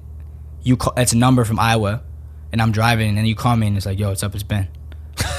And I like turn down, and Courtney's in the car. This shit's so funny. Yeah, it's crazy. This shit's so funny. And you're just like, like, what? I think what you you turned it around. I talk like Musa, man. Quick, you came out mad cool. You came out mad cool. But I'm thinking like, this is it, or whatever. And he's like, you're like, what I mean, the way you turned it around, like you were the first one by hours. Like I really think like. This will work, like, if you're down or whatever. And I'm like, I'm super down. Like, I'm super excited. Thank you. Right. Appreciate it. We hung up, and we were going out. And basically, me and Courtney went out to dinner that night. We were going to dinner, and then that dinner turned to celebration because at that point, I was like, dude, like... But when I decided to do this 3-4 months ago, I had no idea how this was going to turn into anything. Right. How the fuck am I going to turn this into a career when I don't know anyone doing anything? Right. And then all of a sudden... Before it even started, I knew I had so much work to do, so much proving myself to do. But I was like, this is the gateway between me being here and what he's done. Right. You know what I mean? Like this is like the gateway. Like this is what connects. Crazy. Like now it's like I kept thinking like, and more I was thinking like, because then the first couple of times we would call to talk about stuff, you'd be like, sorry, like, you know what I mean? The first time you told me about that Kendrick shit that happened, and like just the conversations of like, what you were talking about you were doing versus like what I even was able to like talk about. Right. Like that type of thing. When every time you would talk, even up to the first time you went up to Beyonce, like, yo, I just shot Beyonce. Like, don't tell anyone I just shot Beyonce. Like those conversations we started having. Right. I was like, this is insane. Like how, like, there's no way I was gonna be connected to this, and now all of a sudden I'm just like periphery to this world that I want to be in so badly. Right. That puts me on a path to be successful. Whatever. Yeah. So then, from all the lessons of the podcast, basically the job was, people don't know that it was gonna be just intern in terms of like everything, but at that point the most pressing point was to go back and edit the videos and cut all this and cut the socials for the 12, 13, 14 whatever episodes that had been done prior to me coming on. Yeah, I would shoot video, but I would never put video out. I only put audio. It was only iTunes for maybe 15 episodes before I think I got... It wasn't the dad cam first. Maybe I was running the GoPro. One GoPro. The GoPro with like a cable in that would die. That would die halfway through or whatever. And I just put like a sad face during the black parts because then maybe I'd get up and turn it on again, and so you'd have like an hour missing. Yeah. But like it was track. Go watch them. They're fucking straight garbage. Honestly, they're some of the best episodes. They are great. If you're missing out, that's like you got to. Quality of video, trash. Quality of interviews, fire as fuck, because I only cared about audio. I only cared about making sure I was getting a good interview. Once I started getting comfortable, and maybe I'm trash now, I don't know, you guys can tell me in the comments, but once I started getting comfortable with interviewing people, then I was like, all right, cool, now how do we take it another level? All right, let's invest in this footage and shit. And then I was like, I need help. I can't fucking go back and do all this shit right now. I need to think about the future. Plus we were like, I think when I was working with you, is that when I started doing Lewis's doc? Yeah.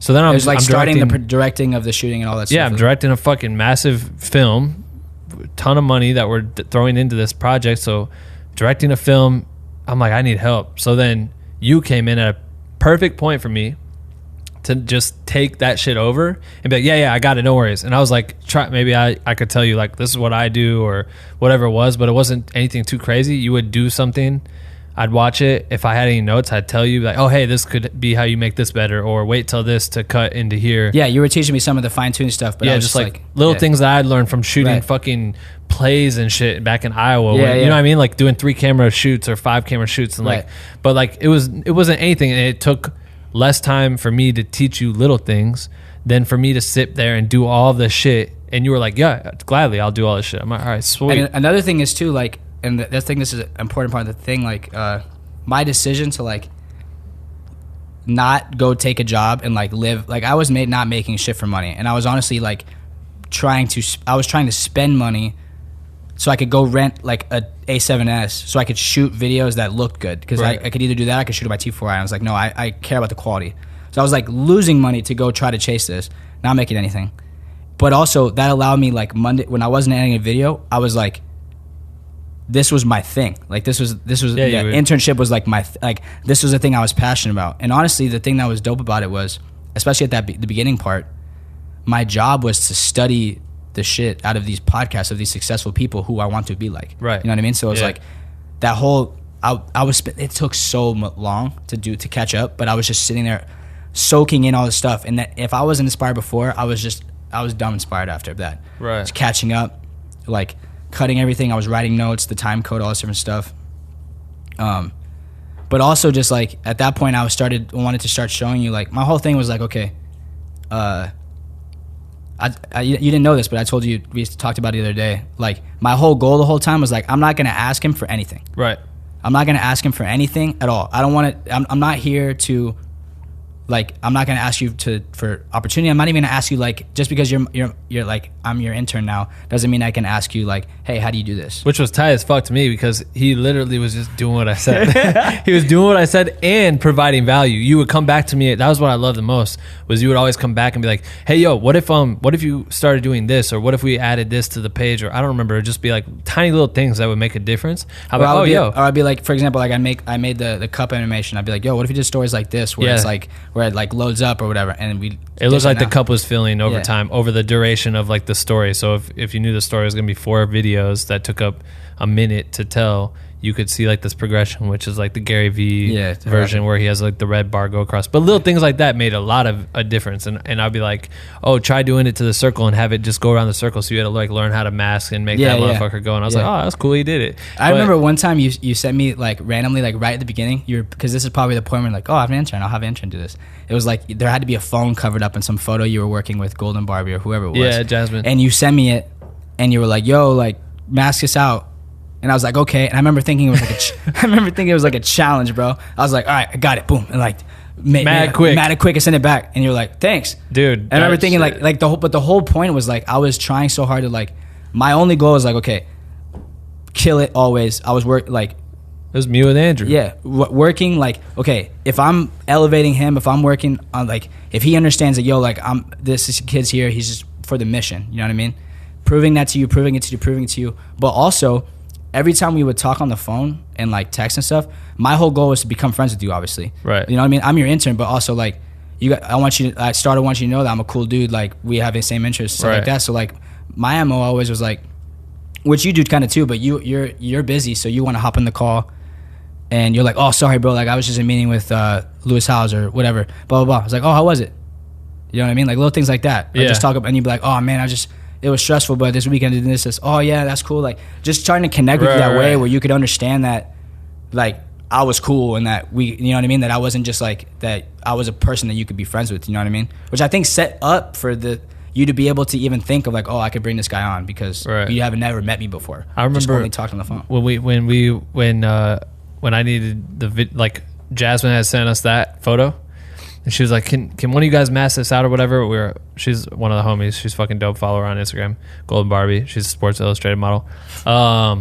She like sent a photo and she wanted to mask out something that was in the photo that was like easily could be taken out. And I was with Lauren and we were like going to go out to eat.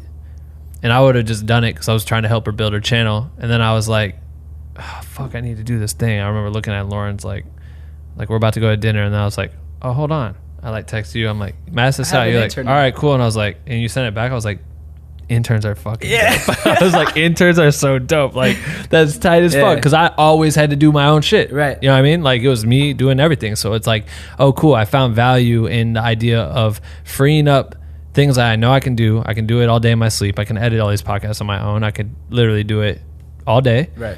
But what happens when I eliminate 9 hours out of that week cutting and focus that 9 hours on something that's more bigger picture, which would elevate not only me, whoever else is fucking with me. You know what I mean? Yeah. And that became the goal. And Definitely. then you started adding more value, and I love that. And I want to go back to, before I forget this, that I remember when I was doing the internship part of it and was trying to pick people, you whatever it was, I would like go to everyone's links that they sent me and shit. And your fucking logo was fire, which goes back to you talking about quality and investing in like getting cameras and trying to build up the fucking look and shit. His logo was like a pair of not beats, but a pair of like headphones that was neon and shit, and it just looked clean as fuck. The content was like whatever. I'm not even gonna lie to you. No, I mean the show recaps were like, it's my beginning. My beginning. Yeah, he's starting, yeah. but I looked past that because I was like, he already understands the importance of branding. You know what I mean? Right. Like it's simple things like that, and just going to your page, and then you had your dance videos with your sister and shit. I'm like, all right, cool. Like he's out here shooting these little videos. Like he gets it. He understands where he's going with this shit, and but just the idea of him constantly pushing,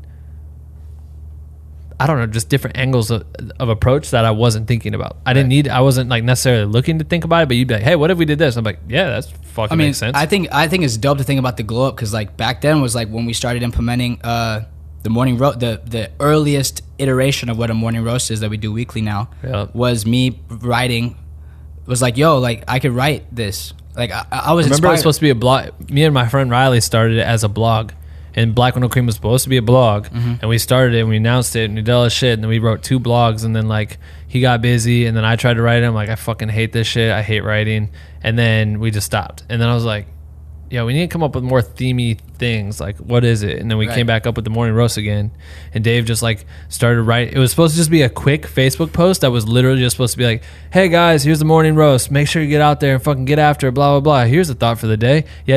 And I look, Dave's like, I just finished it. And I look, and it's like 3 paragraphs long, mad detailed, fucking like super hyphy. I was like, all right, this is tight. But you're like, I remember like, bro, you're going you went mad hammer. ham. Yeah, mad ham. Like, you don't need to go this crazy. Like, right. But then I just kept going. Then all of a sudden he's trying to catch up and do all these editing things, and he's got to write these long ass morning roasts. Plus, I got to pull the which is funny with the interns now. I tell them like, plus I'm doing like I'm cutting, writing the blog, writing the summary, doing the time code, pulling the socials. You guys hear that? Writing the Justin morning roasts.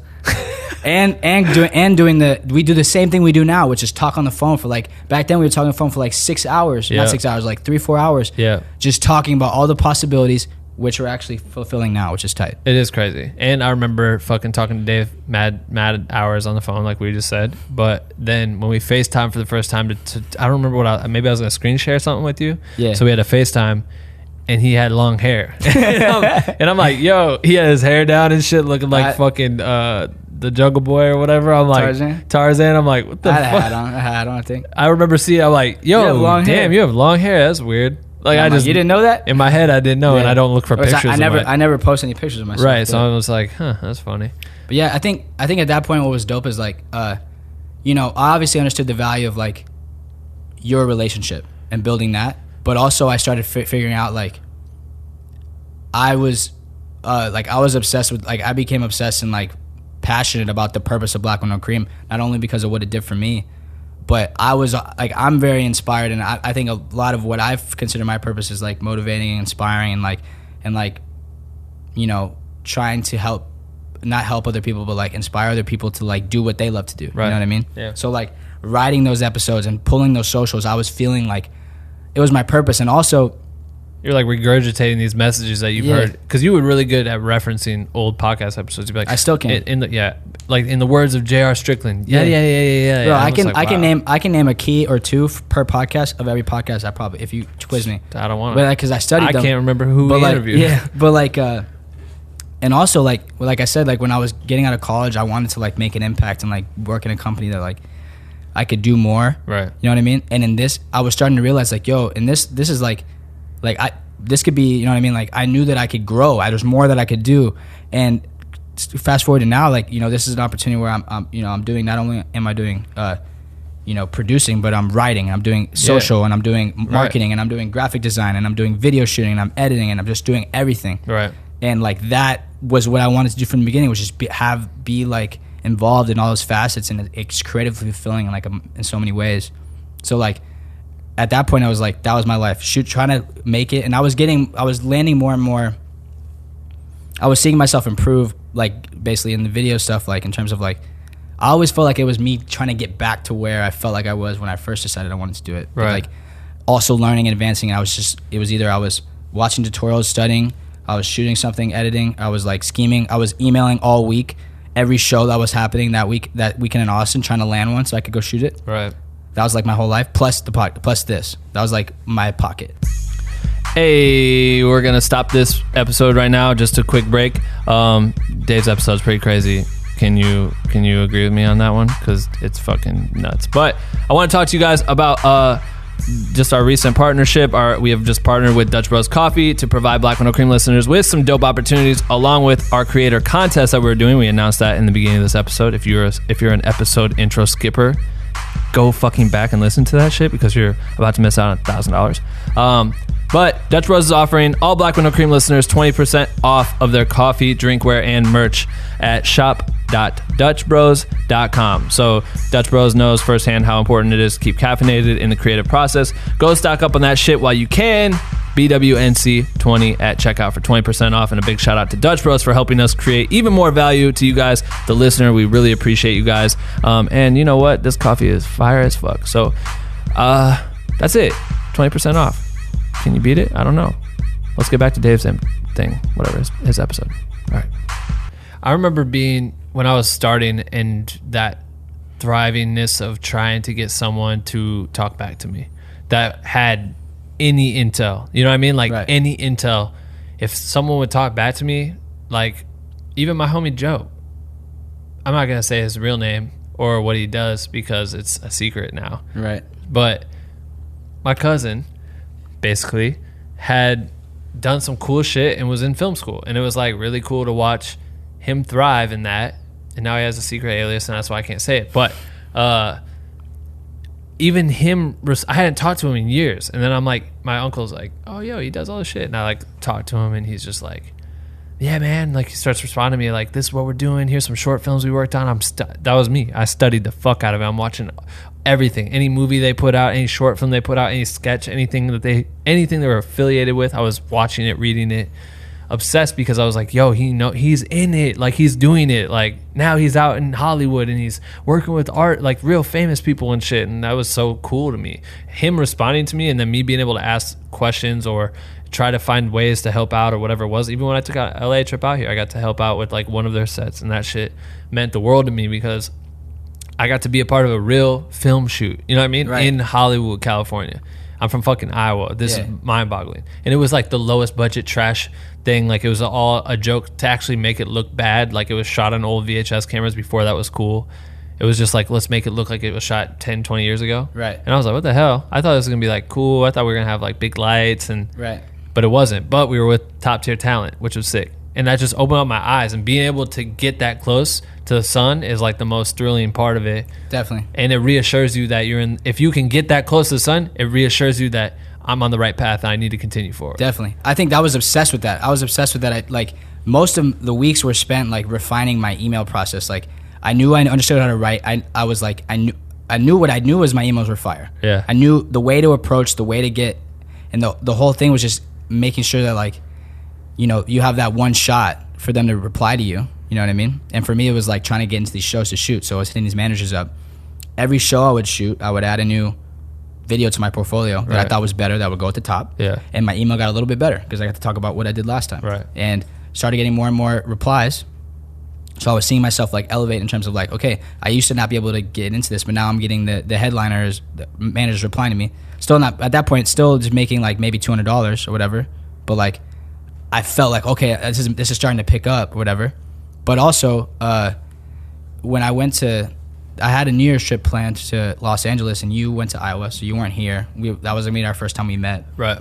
But I was just planning on kicking it, and you were just like, hey, like, are you doing anything on Saturday? Because like maybe I could connect you with Brazil.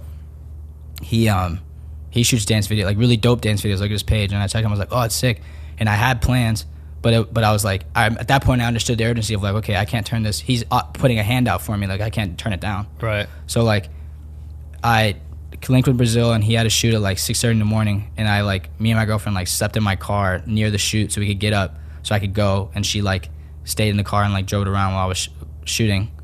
And then that he was shooting a dance video for Wildebeest, who's like a Wildebeest and Janelle, who are like, you know, super OG choreographers in the dance scene or whatever, that my sister and my cousin had used to watch or whatever. And so at this point I'm like, yo, this is crazy. Like, and that was super eye-opening because it's like, okay, I shoot these dance videos at home, no lights, in the sun, like with my sister, looking up to these people, and I had no idea about this person, but this person's out here making money as a living, doing exactly what I'm doing, except it's in the studio and it has lights. And I was like, at that point, and then after that we went home and we did our New Year's celebration. I remember thinking like, yo, like, your New Year's what? Like, it was New Year's, that was the day before New Year's Eve. So like I continued with my vacation basically after I did that. Gotcha. But you know, I got a credit on that video when it came out on New Year's Day. And I remember thinking like, yo, like, I just saw it. Like, and it was so simple, like you said, like low budget, like you think it's gonna be all this crazy, but you go but you just realize like I do what that guy does. Right. I'm not as experienced as him or as good as him, but I can get there. I know I can. Right. So it was like, that was the first opportunity of me being like, yo, like he's doing what I like to do, and he's getting paid for it, and he's making a living, and he lives here, and he has an apartment. Like, I can do it. I just had to figure out how to get here. So going back to Texas, that was my motivation. Plus like, okay, if I continue to shoot with these artists, especially in the EDM scene, because I was like seeing, like finding avenues that like, you know, I could go on my first, it was like, okay, I can go on my first tour, which is funny, but like, I'll figure out a way to make it. Plus working with you, continue to build that relationship. Like, who knows where that'll go. Right. So then we keep working, and then like I said, we'd have all these calls, and one day we did a long call, and it was another one of our long calls where we'd talk about everything we wanted to do. We couldn't enact it because we weren't together. Right. And we still had our process together where we like could work. But so at the end I was like, yo, like, just so you know, like I'll be willing to fly myself out to LA like anytime to like help you with anything. Plus we can work on Black with No Cream together because I think we can get a lot done if we're actually in person. Right. And you're like, nah, like, you know, you should come on a week I'm not doing anything, because I'm doing something dope, because you don't want to come here and I'm not doing anything or whatever. Right. So that was that. But that was the first time I reached out and was like, yo, like I can help you with this in person, like, and I was super willing, like, okay, cool, $350 flight, but I get to go over there and learn. Like, that's all I cared about, was like, and that's why I shot for free. I knew if I got the experience that I could turn around and leverage it and to get more. Hell yeah. And eventually that was going to turn into me being able to like build a portfolio big enough where I could charge what I wanted to charge, and that was my only goal. Plus this was like, so then later on, like 2 weeks later, I hit you up. This is the first time I ever asked for anything. I was like, hey, you know, are you connected to Isaiah Rashad? Because he's shooting at Buku, which is a festival that me and my homies would go to for fun. I was like, he's shooting there. Like, I'll literally drive myself out there to shoot it. And I remember you saying that and me like, where's it at? And you were like, New Orleans. And I'm like, isn't that far as fuck from Texas? And you're like, yeah, it's like 9 hours. I'm 12. like, 12 hours? Okay. Yeah, I'll hit him up if you're going to go. Yeah. And I text Matt and fucking hit me back, and Yeah. he's like, yeah, for sure. And I looped you in with them. It was that easy. It was that easy for you, but for me, I was like, for me, that was like the next level. Because for me, it was all about levels. It was like, okay, I'm shooting this one show at this cap, and then I shot this show with the headliner at this cap in Austin. I was just like trying to climb, you know? Right. How do I get to that? I want to shoot get a that festival stuff. would be it. Festival, because then, okay, well, I shoot that, and that's going to be on my portfolio. Then I can talk about that, whatever. Yeah. And I was learning those ways of like taking and like selling. I remember being so hyped, like, yo, I'm going to go to Buku. Me and my friends I got a group, like, we'll drive out there together. We'll split a hotel room, and I'll go shoot this. Plus, like, there are other people that I was going to be able to reach out to like shoot them, and I was just going to try to network like crazy. Right, because many in the bag. 2 days later, you text me and you're like, hey, can you get to LA tomorrow? Or something like that. Can you get to LA tomorrow? Because if so, I think I have a job for you for a week working for Beyonce, LOL. Like something like that. Something like that where the text doesn't even look real. Like it's mad. Like, you know what I mean? Yeah. We got to scroll back and find that shit. Dude, I got to. And then I remember thinking like, yes. But I remember, it's funny because I remember thinking like, oh, I'm going to have to cancel this Isaiah Rashad thing. It's for a week. Like, when do I get off? Saturday. Because for me, it was like, oh, I don't want to miss this opportunity. You know what I mean? Whatever. So I hit Matt right away. I was like, hey, yo, I need him actually, so he can't shoot that shit in New Orleans anymore. He's shooting with me with Beyonce. Yeah. Matt's like, what the hell? And then like, so like, I literally, that's like 10:30 p.m. or something crazy. This is my favorite story on earth. Like, it's nighttime. I book a flight. The next 6 a.m, next flight. Like, I pack 5-6 days worth of clothes. And then the most pivotal part of my whole story is this part. My homie Ryan Stan lives in LA. He had just moved. I call him up and was like, bro, I got his job working for Beyonce. Like, can I stay at your place for a week? And he's like, what the, like, that doesn't sound, the whole first time people were like, what are you talking about? Yeah, you know right, what I mean? right. Even my parents were kind of like, you know what I mean? It's not real yet. Okay, like, go have fun out there with Beyonce. Beyonce's just a word. Right. It's just a name. Right. He's like, yeah, dude, of course, like, no problem. And so cool, I booked a flight, and then you text me like, yo, here's the address, here's the time, you got to be here by this time, expect 12-hour days, these are going to be long, like, you know what I mean, like, come here ready to work. It was very, and I remember, I was never nervous, I was just like, dude, I don't know what about it, but I was like, I'm ready, like, this is what I've been waiting for, you know what I mean? But I still had no idea what I was getting myself into. Yeah. The word was just Beyonce, like, what? You text me the address, and I look up the address, and don't give it too much away. The studio is literally, this is how I knew I was gonna be able to do it, because I was like, I don't have a car. Right. You know what I mean? Am I gonna Uber to work every day? Like, I don't know how LA works really. And I do, because I've been there for a couple times, but it's literally around the block. Like, it was fucking dumb crazy that he's like, yeah, I have a friend that stays here. Didn't you have two friends? Like, one friend lived like kind of far away. My other option was like my homie Colby's grandma, who me and homie Jared stayed at when we first drove out to LA to like see if we liked it here. Now we both live here. Yeah. But like, that was like our, you know, like, figure life out trip that we took, and we stayed at her house. It's in Torrance, so that's like our way. There's no way that works. No, it's like waking up at 6 a.m. to get here. Right. Ryan's my other option. Ryan tells me, no doubt, like, off first ask, like, cool, you got sleep on my couch. And then, like, out of all places the studio could be, the studio's right around the block. To me, that was just like some shit where I remember like I want to believe necessarily like things are fate, but I was just thinking like this is dope. It's like too the crazy. way that this works. He literally walked. He landed, dropped his bags off, called me. He's like, I'm at the gate, so I had to go out. And I like jogged to the door because I landed like almost right before 10, like 9:50 or 10 or some shit. And you got to get from LAX to Hollywood, Which so it was like a 45, 50 minute drive. Drop my shit off and then run to get to the door, and I got there. And this is the first time I'm meeting Ben. Right. Ever. The first time he's meeting me, and also this is my favorite thing because I go out to the gate and get him, and I'm like, it's just weird seeing someone that you talk to a lot on the internet and you meet him in real life. But I get him and he's got like his backpack on. He's just kind of like, you know, wide-eyed kid that's like walking onto a fucking major studios. Actually, everyone knows we're at Red Studios. And so he's walking into Red Studios, which makes the fucking one of the biggest cinema cameras, and it's like the lot, you know. And we're walking in and it's like urgent because the artist, like everything started already. He just is getting there at that time, and I was like nervous because I'm like, yo, I don't really fucking know if you're weird or not. You know, I know you from the phone, but I don't know if you're weird or how you gonna act on set around, like, I just got around the biggest artists in the world. Right. You never been around any artists really like that are like this. You know what I mean? And at that time, 3 of them were in the room because I'm like, I literally walk out, grab him at the gate, give him his credential. We walk in and I'm like, yo, all right, I'm going to show you where to put your bag. When you get in here, I think I said, I was like, yo, I'm about to change your life forever. There's Destiny's Child's in this room. You're like, don't look him in the eye. Don't look him in the eye. Just go over, set your shit down. I'll kind of figure out what to do with you. Like, because I just need you to help me out. Like, he was going to be my assistant basically for a week, moving around, like cameras, tripods, swapping out cards, whatever, dumping shit, like anything I needed to help me keep the process moving. But like, I didn't really know what to do with him because I'm like, I've never really had an assistant before, and I didn't know. So I was just like, and at this point, I still have no idea what we're doing. Yeah, I was like, just be cool. Just be cool and I'll figure out what you're doing. Like, but it's just a week of work. Just be here for a week and help me move shit around. Yeah, and it's funny because like you're thinking that, and for me, like I look back thinking like, what did I think when I walked in? Yeah. And I was like numb to it. Like for me, it was like, in my head, I knew you.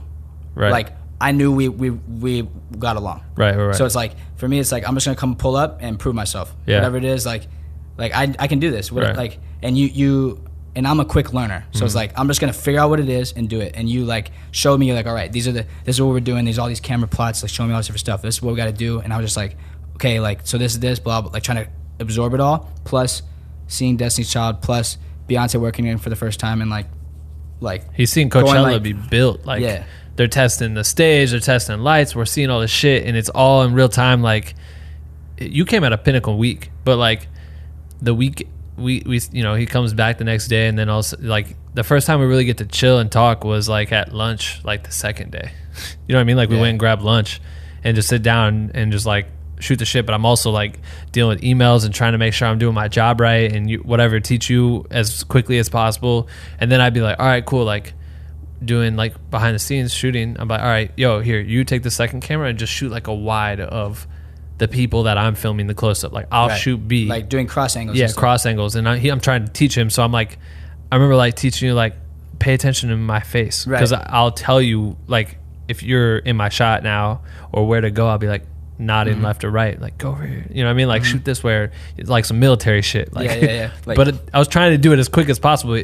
Over the next like year and a half, like before we get into it, it's like you fucking got the fastest crash course on everything I've ever learned in my entire life. Bottlenecked, and it was just like fucking a drug. Like I was just pumping into you. Sponge. Like, yeah, it was. I was fucking all crazy. day, every day. Like, first off, I'm on this set, and I'm me, right? And I didn't know how it works, so the whole time I'm like figuring out like who I'm with. You know what I mean? Like, and like understanding. And there's, you know, people. I don't feel like I belong on here. I'm just trying to figure out a place. Like, where's my place here, so I can like settle in and figure out what my role is. Like, just trying to figure it out. Plus, like, you know, doing things learning from you like at all times. Like even little things, even things that you wouldn't teach me. Just like the way I would watch you. What did he say? This, he said this. Or like, you tell me this, like do this, and I'll be like, okay, that makes sense. And like just constantly learning. So literally it was 12 hours a day, full like mental on point at all times. Right. Like never letting up. Also trying to figure out like, you know, feeling like people are looking at me like, who's this kid? You know what I mean? Like, why is he here? I'm like, okay, I'm with him. Yeah. You know what I mean? Yeah, exactly. But like just learning and like, And it was cool because like there were so many jobs for us to do that it allowed. My whole thing is like, you know, just trying to do like first off, you tell me to do something, just do it right away, like whatever it is. Okay, cool, got, boom, whatever. Learn, also make relationships with the people, trying to help the people that we were working with, like their process, like just making them understand, like, hey, if you need anything, like let me know, I can help you too, like whatever it is. Yeah. But also like there were things where it's like, yeah, like you said, cameras or other things where you know, you couldn't do everything by yourself, so it gave me the opportunity to like not stay there, but also like try to do other shit. So I was like, I would be able to film. I was filming dancers. I was doing things. So I was like, it was a constant crash course. Those 2 months, then onto tour was like fitting the entire university, like real life experience, just throwing you in the fire and saying like, figure it out. It'd even be as like, it could be as like, hey, dive in. We're gonna sit here and film this like exclusive conversation. And then the next second, I'm like, yo, go dump this car. I need a coffee. And it would be literally like that. But I never imagined myself to be a person be like, I need someone to go get my coffee. But literally in that time. You never treated me like that, though. Right. Which is your best quality. Yeah. Is like, you never treated me like that. You always, like, I understood, like, I made you understand that, yo, whatever you, like, don't worry, whatever you need, I got you. And you were urgent because you were concerned with, like, killing what you were doing. I can't take 30 seconds to go grab myself a coffee. Yeah, like, I don't know how many coffees you got me and they just sit there and become cold because I wouldn't even end up drinking. It's funny because you like cold coffees anyway. So I do too, but like, I do, but like I would just forget that they were there. But like, I'm so scatterbrained all over the place doing so many different jobs. Yeah. I'd be like, I just need, just do this or solve this problem for me or whatever. Like, dude, that shit was so crazy. Yeah, dude. And we were doing so much. We were learning so much. But it was cool for you because after the first week, it was literally like a week guaranteed job. Yeah. Okay. Like Saturday. I don't remember what days it were, but Saturday. And you had a flight booked to go home, I think, on Sunday. And then, I was like, I did two. I was like Tuesday, like I was just in case. Just in case. Tuesday or whatever. And coming towards the weekend, because I didn't know if they didn't say like they wanted to hire. They never told us to. No, it was literally, I kept getting hired week by week. Yeah. It was like that. And it got to Sunday, I think. And they're like, oh, can he come again? And I'm like, Dave, can you come again? And you're like, sure. And you like push your flight back and did a whole nother week. We did 2 weeks. And I think was the third week when you had to leave? Yeah. So then, then he had to go and he like basically put that on me like. No, it was the second week. There was no problem, right? 2 weeks. We're still building. We're learning. We're figuring out what we're doing as a team. You know what I mean? And then there comes a point where it's pushing for the third week and they're like extending for the third week. And at that point I had a flight back. And like I said before earlier, like, my entire plan at that point was to shoot South by Southwest. Right. I had things lined up to shoot South by Southwest. And at some point, there was like this thing that was like irking me at that moment where it was like everything. I was like, yo, I had worked for this. Like, this is what I wanted to do. Like, and it's so funny to think back. Like the time, just so people understand, South by Southwest was happening the same time he was doing the Beyonce thing. So he's trying to make am I going to miss this for this? Right. Like, oh, is that going to provide more opportunities and this like might end or whatever? Plus, like, at that point, it was still like we weren't sure what our place was going to be. And it's crazy to think of what it ended up being. Right. Like, isn't that like, and it was all testament to you. Right. Me just trying to help you however way. But at that point, it was like, I remember that would being a decision and like calling my dad and I called my homie and they were like, no, dude, like stay. Trust me. Stay. It's worth it. And so I skipped by South by Southwest and thank God I did. Right. That turned into 3 weeks. So at that point, we're already like, we're entrenching ourselves. Right. But then coming up on the next week, at the end of that week, there was he had like I had a pre-organized little Texas tour throughout Texas with these DJs that I work with. Right. And that was gonna be my first like real traveling opportunity. So for me, that was like a big thing. And they already booked my flights, so I was like kind of liable for the flights or whatever. And plus, I had this other gig with this brand that weekend too. So it was like a loaded weekend. And for me, that was like the first weekend I was like, damn, I booked this up. This is dope. And that week was also like a really down week with the job that we were doing. Right. Because everyone was in Jamaica. Right. So I remember thinking like, yo, like, dude, is there any way that I could do this and come back? Like, please, like, I'll just do this and come right back. I promise. Like, I don't want to miss this, like, whatever. And you were kind of telling me like, yo, are you sure? And you were kind of like, oh, you sure? But you also understood. But I was naive in that moment. But I like the fact that you were staying true to the jobs that you had booked. You're like, yeah, I already booked it with these people. Like, they paid for the flights. I've already committed to this job. Like, I need to go back. It's like important for me to like withhold my pledge or whatever you want to call it. Like my commitment. Yeah. And I was like, all right, I respect that because like I'm with it, like I'm about it. Like if you made a commitment to someone, like you kind of have to own up or find a replacement or do whatever, which is still crazy as fuck that you almost fucked your whole shit up by doing that, which is facts. Insane. Dude, the story keeps getting crazier. He takes the job. Yeah. Not takes the job. He basically says like, I'm going to dip and goes back to Texas for like 4 days. Before I leave, you told me. I can't guarantee you but come back. you said that you would. Like you didn't say, it was like if you can go and you can come back, you can have it. But before I said that, I was on calls with people that I was looking at who I'm like, all right, who would I want to spend the next like potentially until the end of Coachella with? What I think was a dope thing about you is like at that point we had no idea what we're gonna do. Like you knew you could do so much more than what we were doing, but you were so like you were working your like. And we both were working our ass off, but you that whole time, you were like so laser fucking focused the whole time. Right. So it was like funny to me to think back like that. I almost left because for me it was like you knew like I'm here, and that was a down week, and it was like kind of like what are we doing? But also like you knew that I was gonna go somewhere. Right. And so like it's funny to think like I leave, you go on with your story because I just want to say that. No, just you. I just love how much it is. How much like you're like, man. I need to go back to Texas to do this 3-day tour with this small artist, like making like fucking no like money, 300, 400 like dollars. literally breaking even probably.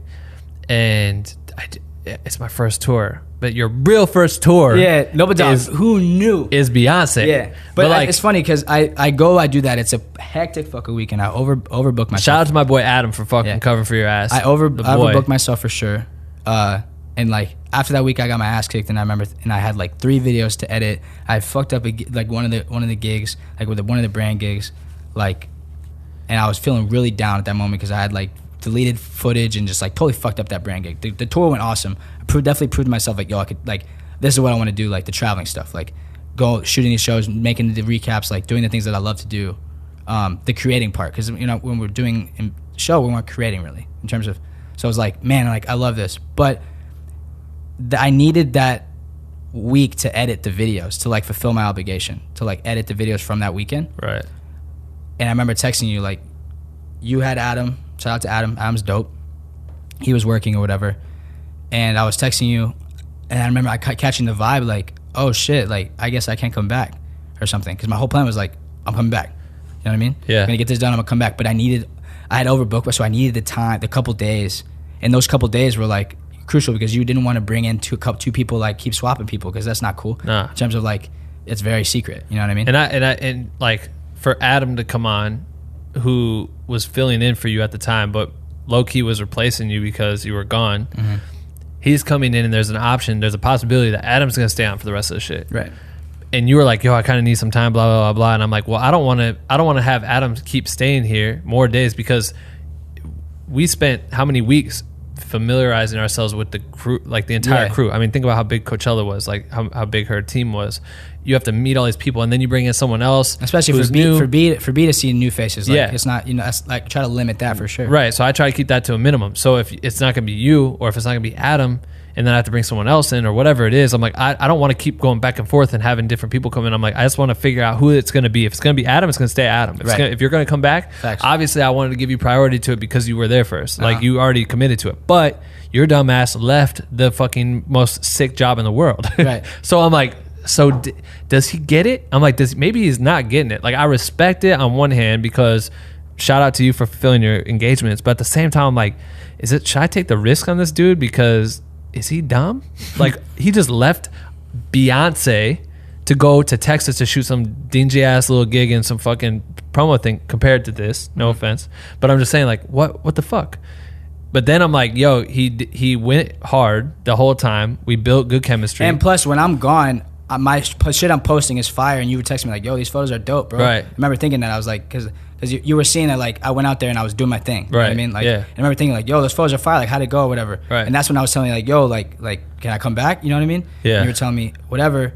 But then there was like one day I was like, damn, like, I guess I like can't come back or whatever. And there was one day it was like, yo, if you can get here by this date, again, you can get here by this date, you can come back or whatever. Right. And I was like, all right, boom. Yeah. Because I think I didn't. Because the other problem was that I didn't know if after the week that Adam was doing it, if we would need another assistant again. Right. Like, I maybe I'm not even getting booked again. Right. So it was like, I don't want to tell you to come back because then the job might not happen after Adam's fulfilled his days, but it could. So it's up to you almost. Like, if you want to be here on Sunday because we start Monday, maybe it's up to you. Is it worth the risk? Is it worth another $400 to be here in case they said yes? It was. Hell yeah, it was. And I knew at that moment, it was like, man, it was kind of dumb for me to do this. Right. But I did it. Yeah. And I was like, I'm coming back and I'm going full fucking psycho on this job. Like, right. I know I'm in this shit because at that point, and here's the dopest part about it, because when we left, we had our position. We were like we were moving as a team. Like, you were making moves, and you were always the orchestra. You were obviously the orchestrator. You were the ones making those relationships that were like, and moving, you know. And I was just making sure, boom, I'm right behind him, whatever he needs. When I came back, the week that I was gone, so much had happened in terms of what you're leveling up in the situation. Right. Where by the time I came back, first day I came back was the first day we moved to a new studio, the big one. Oh yeah. And at that point, you were like, "Yo, when you were gone, some shit happened, and now I think I might shoot the actual show. I might shoot the actual Steadicam. Like, and they want me to shoot it and whatever. So like, you told me the whole story, and a couple days that I was gone, you like glowed up big time. Yeah. You know what I mean? And so Crazy. then our role had completely changed. We were from this side of the table to this side of the table. Right. And so then it was like we were moving like crazy because you were on a whole new thing and I was on a whole new thing. So we were just like we had new people working with us. We were in a new studio, so we were just like we were back together and we became a team because I was your AC, like second AC plus spotter. You're like, okay, maybe he could spot, whatever. So then we were just moving like crazy. But then we were also like, we're working 12 hours, 14 hours a day. Now we had worked 3 weeks before that. I come back, we're about to do a whole, like, it starts being apparent, like, yo, we're going to go to the show. Right. You know what I mean? Like, this is going to be the thing. I'm like, yo, there's no fucking way we're being replaced because we know everything. Like, right, who else is coming in? We were still like they still haven't technically hired me. Like, I could be going to my sister's wedding next week and no one knows about it. And I might just be playing dumb, like, oh no, for sure they're replacing me during Coachella. But Doug, by that point, like, what was dope is the whole time there, I was just observing, like, you had already moved, you had to entrench yourself. Mm-hmm. You had to entrench yourself in a situation where it was apparent to me we were going. Right. So at that point, it was like we were learning the show like our back of our hands. We had a whole system. We were working together. We were coming very close. Right. We were also spending 14 hours a day, every day, right next to each other. Yep. Like, learning the show. We're figuring out the camera moves. We're learning about, like, how we're going to move together. Like, what are our maneuvers? We're figuring out our system of, okay, you're just going to run over here, run across the stage, grab the heavy-ass movie, run it back, switch the batteries. We're learning that whole process. Right. Plus, you're still working, like, you know, in the creative side, too. Like, figuring out. So I'm going to be right there in terms of, like, all the process of the entire show being built, the entire choreography of everything. And when we're doing the intro, I'm out there on the runway. When everyone's sitting there watching us, I'm out there with you. We're working together on this stuff. So it was like crazy. And those 2 months were like some of the craziest. Like the whole time there, bro, after I had left and I got that itch and I did it, I came back and I realized, like, that's when everything opened for me, especially because we're in the new studio. I was like, this is the coolest fucking shit of all time. Right. Like, how am I here? Right. You know what I mean? Yeah. Every day. And then you like, just the process of, like, right. I was obsessed, and every day we worked forever, but every day I walk in, I was pumped. But that's so interesting that your drive to create and be able to be like this out, you go out, you shoot your shit, you put it out, you love that fulfillment, blah, blah, blah, almost trumped your ass by a lot. Like, you almost overlooked the possibility of what an opportunity is. You know what I mean? By saying, like, and that taught me so much. Right? Isn't that crazy? It's but crazy. Think about how many people, you could have done that with the internship, like, I'll get to it later, and then never had that, which would have never turned into any of this. The same understanding that I had with the internship, I almost, like, slipped up on this, because it's that's like, what I'm saying. Internship, I didn't know what it would come of it, but I knew something would. Right. And that's why I mentioned it earlier, because you had that in your head. I could see it in your eyes the whole time. You were like, you were frustrated with not figuring out, like, what's our place, blah, blah, blah, but you knew there was, like, right. I'm like, well, I know I'm going to be involved. You're going to do something, and it turned into, like, the dopest thing you could possibly do, pretty much. Yeah. So, like, but like you said, that moment when I came back, and especially seeing you, like the way you had moved and the way you had maneuvered yourself into this position, I was just like, at that point, it was positive to me. Like, holy shit, like that taught me so much, and that was the precursor for the way that I handled tour, right? And the way that I was able to like maneuver, like seeing you do that during Coachella set the whole stage for my whole attitude for tour, dude. Right? Because I was like, that was the most impressive shit ever, right? The way that it just ended up happening. Yeah. So anyways, we were just working every day together, and this is the funny story that I want to throw in here, because I remember you like played a joke on me that I wasn't going to Coachella, and we had just worked for like 2 months straight. Shit, that's fucking. We had just worked for 2 months straight. Home? No, you were still in LA. It was like a 10-minute thing.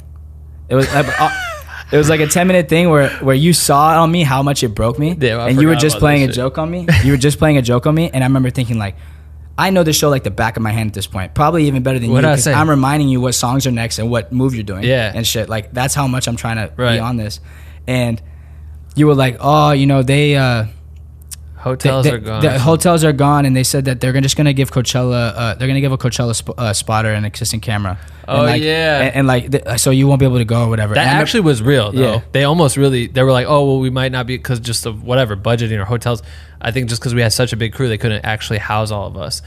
And I told him I was down for you to stay with me. I'm like, dude, I'll let him stay with me if we can have him. I need him to do this shit. For you, it was like at that point, you knew that you were comfortable doing everything you do because we were in sync. Like, In terms if I had some other person coming who was mad green and didn't know the show, it's a liability. I could fall off the stage. And the type of camera movements you were doing was like, nuts. First off, you made like the camera movements are pretty much made up. You made them up. Yeah. That ended up being choreographed in the show. Yeah. But like I knew, okay, he's doing this at this point. He likes to do this. Right. Like this is what he's doing. Be at the exact point you were done. You were gonna finish the move, so I could take it at that exact point, bring it back. My arms knew how much time we have. Plus, like going out, when we would do the type of stuff we do in the tour in the show in terms of like where we were taking this expensive ass big camera with the Movi, right? And like literally running with cords and running through the crowd to get back so we can make it to the next shot was like dumb. Yeah, So I texted him that and was like, oh yeah, so like they don't have enough hotel rooms because of this stuff, and I guess I'm getting like a guy that from Coachella that's gonna spot me, bro. Like I'm sorry, man, but you like killed it or whatever. Like like good that. Work. And David was just like, oh, dog, shit. I was. He like texted me back some like half-assed like response, like, oh damn, like I don't remember what you said. Nah, I was devastated in those 10, 15 minutes. You were trying so hard not to. But you could tell his ass. You could tell it on my, because at that point it's like, yo, like did I tell you in real life?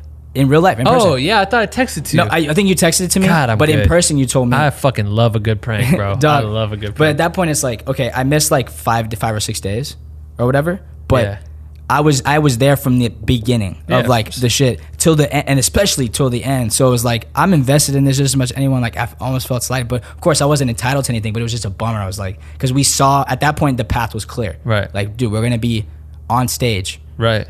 At the opening with Destiny's Child at all the biggest moments of the show. Yeah. And this is gonna be the craziest experience of all time. You know. Yeah. But anyways, you see him looking in my face. And I'm thinking like, damn, like all right, cool, whatever. And then you're just like, you look at me and you're like, nah, I'm joking. And dude, I was like, dude, I was so happy, bro. You should have seen his fucking face though. God damn, I'm remembering this right now. But his face was so fucking funny. It was dejected. He just was like, his face got all white and shit. He's Puerto Rican, so he's not really white. And it was like the funniest shit I ever seen, because I was like, man, how long can I was thinking about going for the day. Like I wanted to try to run it for the day. The whole energy would have been fucked. But I thought someone else would spoil it for me. You know what I mean? And the camp would say something like, "Oh, isn't Coachella gonna be cool?" And man, that shit was funny. But yeah, so we got to do Coachella, and we fucking go out there. And I think we drove out there together, right? We rented a car, drove out to Coachella, and that's when I got hit with a text. Maybe it was like, did we spend like, were we there for a day or two, like kind of working, and then they text me? Yeah, it was like 2 days after, but I remember this too. Yeah, we were driving to get like breakfast. We were gonna go work again. Denny's, shout out to Denny's. We had Denny's twice one day. It was a fucking mess. But we went out to Coachella. We started working for like 2 days. Didn't need to be there, but we were there, and it was hot as fuck. And we just like got sunburnt and shit. Mind you, we're in the sickest place, the sickest hotel. Like to me at this point, I'm seeing what the benefits. This is the top. This is like what it is. To see that, to like go from there to this. Like I wish we got the Coachella band. We pull up, and the hotel keys are right there at the like. I was seeing this. I was like, yeah, dog. What? I wish he, like, for me to get to where I got to versus Dave getting to where he got. to experience some of the nights on my first big tour and having to sleep in the bus while the artist sleeps in the hotel because the budget was out or whatever, and like 8 of us are sleeping in the bus when we didn't need to go into some of the hotels that we've stayed in the past year. It's a whole nother fucking ball game. When you're working with billionaires, it's a little bit different. And you would always be like, yo, just so you know, this isn't how it is. This isn't how it is. Yeah. Trust me, don't get used to this, bro. This isn't how it is. This is not how it is. Yeah. I'm like, because when you get done with Coachella and you go on a real tour, you're gonna hate your life. You're getting at this level. Yeah, you're gonna hate your life, bro. Catering is never like this. Like, oh, the hotel doesn't have a steam room. What? Yeah, exactly. You know, we'd be going to the steam. We pull up to. This is a whole. We're getting. Yeah, I know. Yeah, but so I get an email or something from the people at Parkwood, and they're like, hey, just so you know, like, you've been doing such a great job, blah blah, we love it, like, we love having you around, like, we'd love for you to come on tour. Like, B loves you, B really wants you to come on tour. Come on tour. And I was like, oh shit, I was all like, oh dog, that message was tight. And then well, at that moment you were like, first off, that was a sick moment for you. Yeah, like that was the whole validation for the amount of work that we put in was insane, especially you. For them to see like the value and want to take me on the road. And you know that the top saw it and respected it. Right. That was dope. But then you were still like, damn, like the tour's 6 months. She's like, we start rehearsals in Paris. First show 6/6, and it goes till October. And I was like, 6/6, like, what month is it right now? I'm like, that's very soon. Fuck. And I was like, oh shit, like I gotta figure out how I'm gonna like tell the girl like what I'm gonna do, like what the fuck do I do? And then I think in conversation I was like saying how I needed you. Then we do the show. We do the show twice. Like, killed it. Yeah, we murdered it. Like, that was the shit. We did it. We did the show. We came back second weekend. Both weekends were. I don't know how to brush. I don't want to brush over the show too much. I don't know. This podcast is gonna be like 10 hours. But damn, I know. I like in the moment of the first show.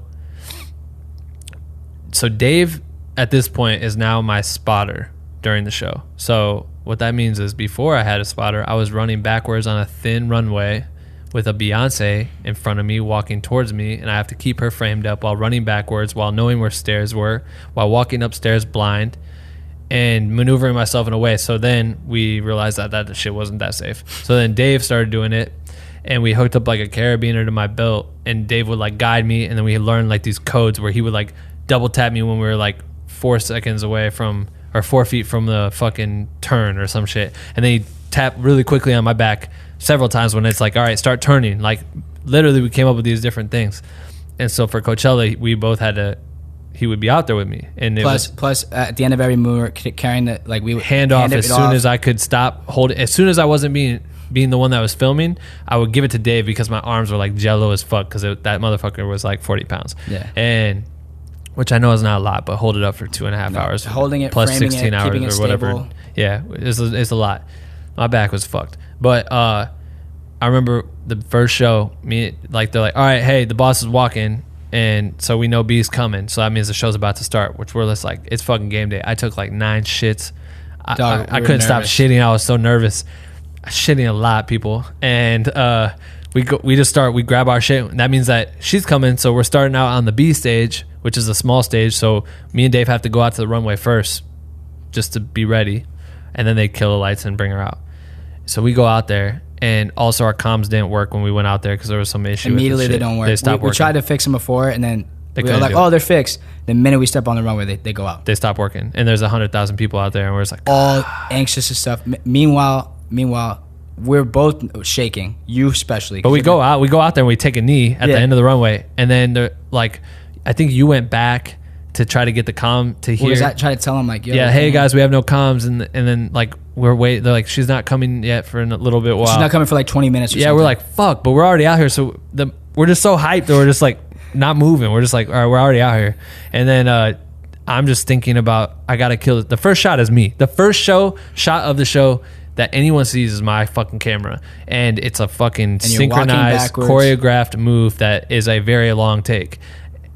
Streamed, like my mom's watching this shit in Iowa. Motherfuckers are watching this in South Africa, in the North Pole, and fucking the moon. Meanwhile, like Dave's like, dude, dog. I'm like, there's Rihanna. I'm like, there's Rihanna, and then we pull up and like I turn around, and I'm like, and we were nervous. I'm trying to like be lighthearted. I'm like, bro, that's Chance. There's Chance right there, and you don't care because you've seen. I was like, dude, I don't give a fuck about Chance the Rapper right now. But I'm like, to me, I'm like, dude, like, that was the epicness of the moment. Like the people that were right there, right next to us, during all our moves, it was insane. Who was in that top tier motherfucking and like that tastemakers of the world. That amped like the moment up for too, because we were just sitting there like. He's just saying all this shit. I'm like, dude, I don't give a fuck. We gotta kill this shit. I'm fucking terrified. And then I'm like, why did they hire me to do this? I'm gonna fucking fall. I remember when the show started and we're walking to B and they're like revealing Beyonce, and I get to her. I have to like, pan down the cape thing, and that's the point where I'm supposed to walk backwards, and my legs were so jello-y. Like it felt like that. Those dreams where you fucking. Like an alien or someone comes and they're kidnapping somebody and you have to punch them and you can't, and your arms are just like paralyzed. Yeah, you're just like, it felt like that shit, and I really felt like I was about to fucking sit down Indian style and just call it a day. Like, be like, I don't know who chose this, but she's got to walk over me. I can't move no more. We fall, like, she's gonna. But we fucking walk backwards, and then I know I'm gonna have to get to the stairs and walk up the stairs, which is different than how we rehearse it and over in rehearsals. So it was like a muscle memory that was not there, and my legs are so heavy, and I'm like, oh fuck, Jesus Plus, Christ. I'm thinking like I can't fall either. Yeah, you can't fall either. And I'm like, please pull me, Dave. Just like literally hold me up. And we get through the one shot, hang up the movie on the stand, and then the rest of the show ends in 10 minutes for me. Like in my head, it happened so fucking quick. That's all the my funniest fears. part, because we were just like, you were like. That was tight. That was tight. Yeah, we literally have footage of it on my GoPro. Like we set it down and we like kind of pull out our phones to see like what's next, and we were both just like, yo, that was kind of tight. And we were just like, yeah, like we just did that shit. And that's the value of like the type of work ethic that we had for the whole time, and what B wanted, because we had ran that show so many times. Yeah, we could do it in our sleep. Hell yeah. So after that moment happened, it was like, yeah. But the whole time, it never left like how epic the way that the crowd felt, like how epic that moment was. We knew it, and in the end, we were like so thrilled. It was ridiculous. It was fucking crazy, but it felt great, and that was a great accomplishment. And then that opened the door to do tour. And then I think in the middle of negotiating for tour, I asked to have an assistant. I'm like, oh, I need to have Dave. Like I need to have an assistant. Like I got gear. Because I remember we left Coachella. The first weekend there was the party. Remember? And like there was like Pharrell was there and Cardi B and all stuff, and we started thinking like, yo, this is tight, like because this is the first time we were celebrating. Right. We were like, this is crazy. Yeah. The second weekend, everyone was leaving. They were all the dancers were going home basically because they were about to go to Paris. So tour was like looming, and I like stayed for the next week and left. And then that was when you were about to have your meeting, and you remember you were just like, you were going on tour, and I was just pumped for you. I like did not think tour was an opportunity. Yeah, like why would you were like. You were like, dude, I don't know, like it could happen, like I'm rooting for it, you know what I mean? Yeah, because I wanted to try to put it in a position like, hey, can I have my person? Like it's a team thing now, like I need him to help me with. I just started. And at that point, you didn't know if you were going to be doing the same thing you did for Coachella, or you were going to go on tour doing what you wanted to do, which is the actual content creating part. Right. We weren't sure at that point. Oh yeah, like if I was going to keep running the Steadicam type shit. Yeah, that's what that meeting was for. So you went. I was nervous as fuck because I was like, man, that shit was fun, but it hurt so bad. But also, how you going to, but you were kind of like, but do I do it anyways? Like, but creatively, I wanted to tell stories. I wanted to like create moments. You know what I mean? That was and that's your powers. Yeah, that meant more to me than shooting the show. Like after I did it once, like I got it out of my system. Now I want to go on to something else. Right. And the one that I did was like the most iconic one in the world. You know what I mean? Like that's so crazy. So I'm ready to move on and moving on. And that's what they wanted too. They're like, oh, we love how you were able to capture the show and like blah blah blah. So somehow finessed it. You were able to come. Yeah. And I remember after you got on that meeting, you were like, we called me because we were still like keeping in touch, and you were like, dude, it went really well. Like they said they don't want me for Steadicam. They actually want me to go do straight content, which is sick. And I mentioned you coming, and actually Erin actually mentioned it on her own that if they would like to bring you on to like help you out and stuff. So at that point, I was like, oh shit, because like if she said that, then this shit could actually happen. Right. You know what I mean? Plus I had you like vouching for it, and like saying like, yo, this could. So that's the moment where, because when I went home, it was 2 weeks where it was like that was a pipe dream. Like there was like I can't remember how much time it was in between. Me either. Going home for Coachella to the tour, I think it was like two weeks and a half or something. Long. 2 weeks, but that whole time was like this limbo of like I wasn't telling anyone anything that, but like even my close friends that I would tell like, yo, there's actually a possibility. They'd be like, are you serious? That's crazy. But I didn't want to tell anyone anything because who know that there's no way that was gonna happen, or like what if it didn't, and then I look like an idiot. So I just kept it quiet, but I was like super anxious the whole time because it was like I couldn't even move on any future moves in terms of like going to shoot a festival like EDC. I was trying to go shoot at EDC because the artist said had shot at Coachella. And I was like, sidebar. don't do it. Yeah, like don't take any shots. Don't. So I do didn't. it. So I didn't take anything. But I was anxious the whole time. Like, yo, I'm either super available for all year or I'm not available. Yeah. You know what I mean? Yeah. So like the whole time, and it was all the way up to the minute. And this is this story keeps getting crazier because literally the whole time. But that moment, I was like, yo, this could actually happen. I started getting a little more hopeful, but it would be like you'd wake up hopeful, and then at the end of the day, you'd be like, there's no way this is happening. Right. Like all that constant battle or whatever, and you didn't even know. Like the final in terms of like when you're leaving. Damn. We had no idea.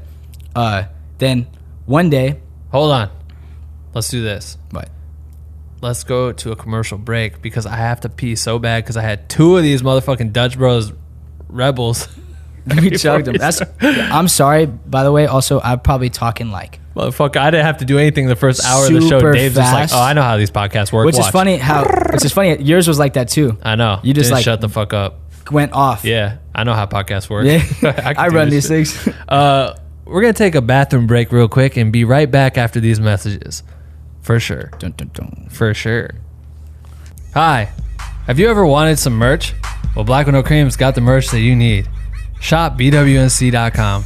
Wait, shop BWNC? Yes. Shop BWNC.com.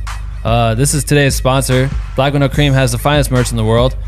Dave likes it. Dave, don't you like the merch? I like it. I helped design it. Yeah. The only way I was able to get him to come on the podcast is if I promised him a bundle pack. And now he has it and he enjoys it a lot. Yeah. Dave also created a lot of it, so it's fucked up if I didn't give him a bundle pack. So shop BWNC.com to support this podcast if you like where this shit's going. Let's get back to the fucking story. And we're back. Hey guys. Sorry, I really had to urinate. So let's get into it. Coachella gets done. We have this brief period where we don't know if we're going, but we think we're going, but we don't know if we're going. And I think we literally found out we knew like a general date. We knew a date that like other people were going and like that it had to be around this time. Right. Like, but we didn't know. We didn't know. And then all of a sudden it was like, oh, hey, we need you guys there in like 2 days. And we're like, what the fuck? The next day. We were flying like the next day. Earlier than what we had anticipated. So long story short, we finally work it out and we just did a morning roast about this. Remember? Yeah. What was the morning roast that we did I today? read about like not counting on it till the flight came. No, but not until the check's in the mail or some shit like that. Just did it today. Like Yeah, we just did an hour ago. But it's funny because it's like for this, we knew we were going to Coachella or to tour. But I didn't believe it till I got an email that said, Here's your flight info. from Austin, Texas to Paris. Yeah. And we And didn't. like that's when it was real. And it didn't become real till they booked it and they said, you're leaving tomorrow. So all of a sudden we had to pack Say goodbye. for 6 months away. Right. Like say goodbye, like 6 months. tell my girlfriend, hey, you know how, okay, it's actually happening and I'm leaving tomorrow. Right. For 6 months. Yep. So that was a whole thing. But then, yeah, we ended up But we got out to Paris. Dave had a fucking long ass flight out there. I think mine was a direct from LA, maybe. Yeah, I had a long journey. All right. I had a long journey even back from Europe, too. Yeah, he got fucked on both. I went to Copenhagen. I went to like Ohio to Copenhagen to London Heathrow to Copenhagen or like something. I can't remember. Just some dumbass flight. No, maybe Copenhagen was on the way back. It was, yeah, whatever. We get there. Then we started rehearsals. We were out there rehearsing for like a month. That shit was like it was nuts. It was a lot of work. We just put in a shit ton of work. They're developing a whole new show after just doing Coachella, which took months and months and months to prepare. Now they have to flip a fucking full touring concert. We're documenting. We're trying to create content. We're trying to Find our lane, like find our way in there. What's like the vibe of our work and shit.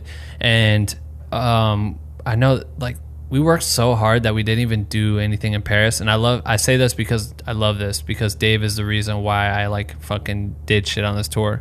Because the last tour I was on, I didn't even get to experience cities because Q shows were like theater shows. So every night we'd be able to play a show because our production wasn't that big. So they could set it up. This tour, the production was fucking massive. So it'd take like 2 to 3 days to do a turnaround per concert. So we'd have some time to spend in the cities. But I remember after Paris, we rehearsed so much, and the last day we literally couldn't work because like they took the servers and the computers away, so there was like really nothing we could do anymore, and there was nothing to film because no one was in there. And so we were like, oh cool, we can like go out. But by the time we got back to the hotel, it was like I'm just fucking whooped. Like we worked nonstop, like whoop.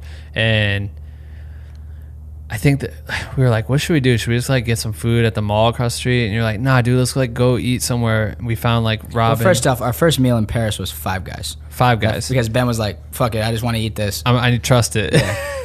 And we eat Five Guys. But then like this was the only chance to go eat something. But then I was like, yo, I just want to kind of sit down and like fucking watch Netflix and just not do anything. I was like, no, dude, let's go see the Eiffel Tower. Tower. You're like, we have to see the Eiffel Tower. And I was like, oh, fuck the Eiffel Tower. I've seen that shit I was like, before. no, you like, dude, we didn't have a day off for like the whole time. So we go out. We found one night to go, and I'm like, I gotta see the Eiffel Tower. How am I gonna go to Paris and not see this? I was like, dude, we're gonna be back in Paris in fucking 2 months with the tour. Like, we'll see Paris, we'll see this shit then. And so whatever, we go, and then we end up meeting our homies out for drinks and some dinner, eat some bomb ass dinner. We had to like take a train. We were really going out to the shit.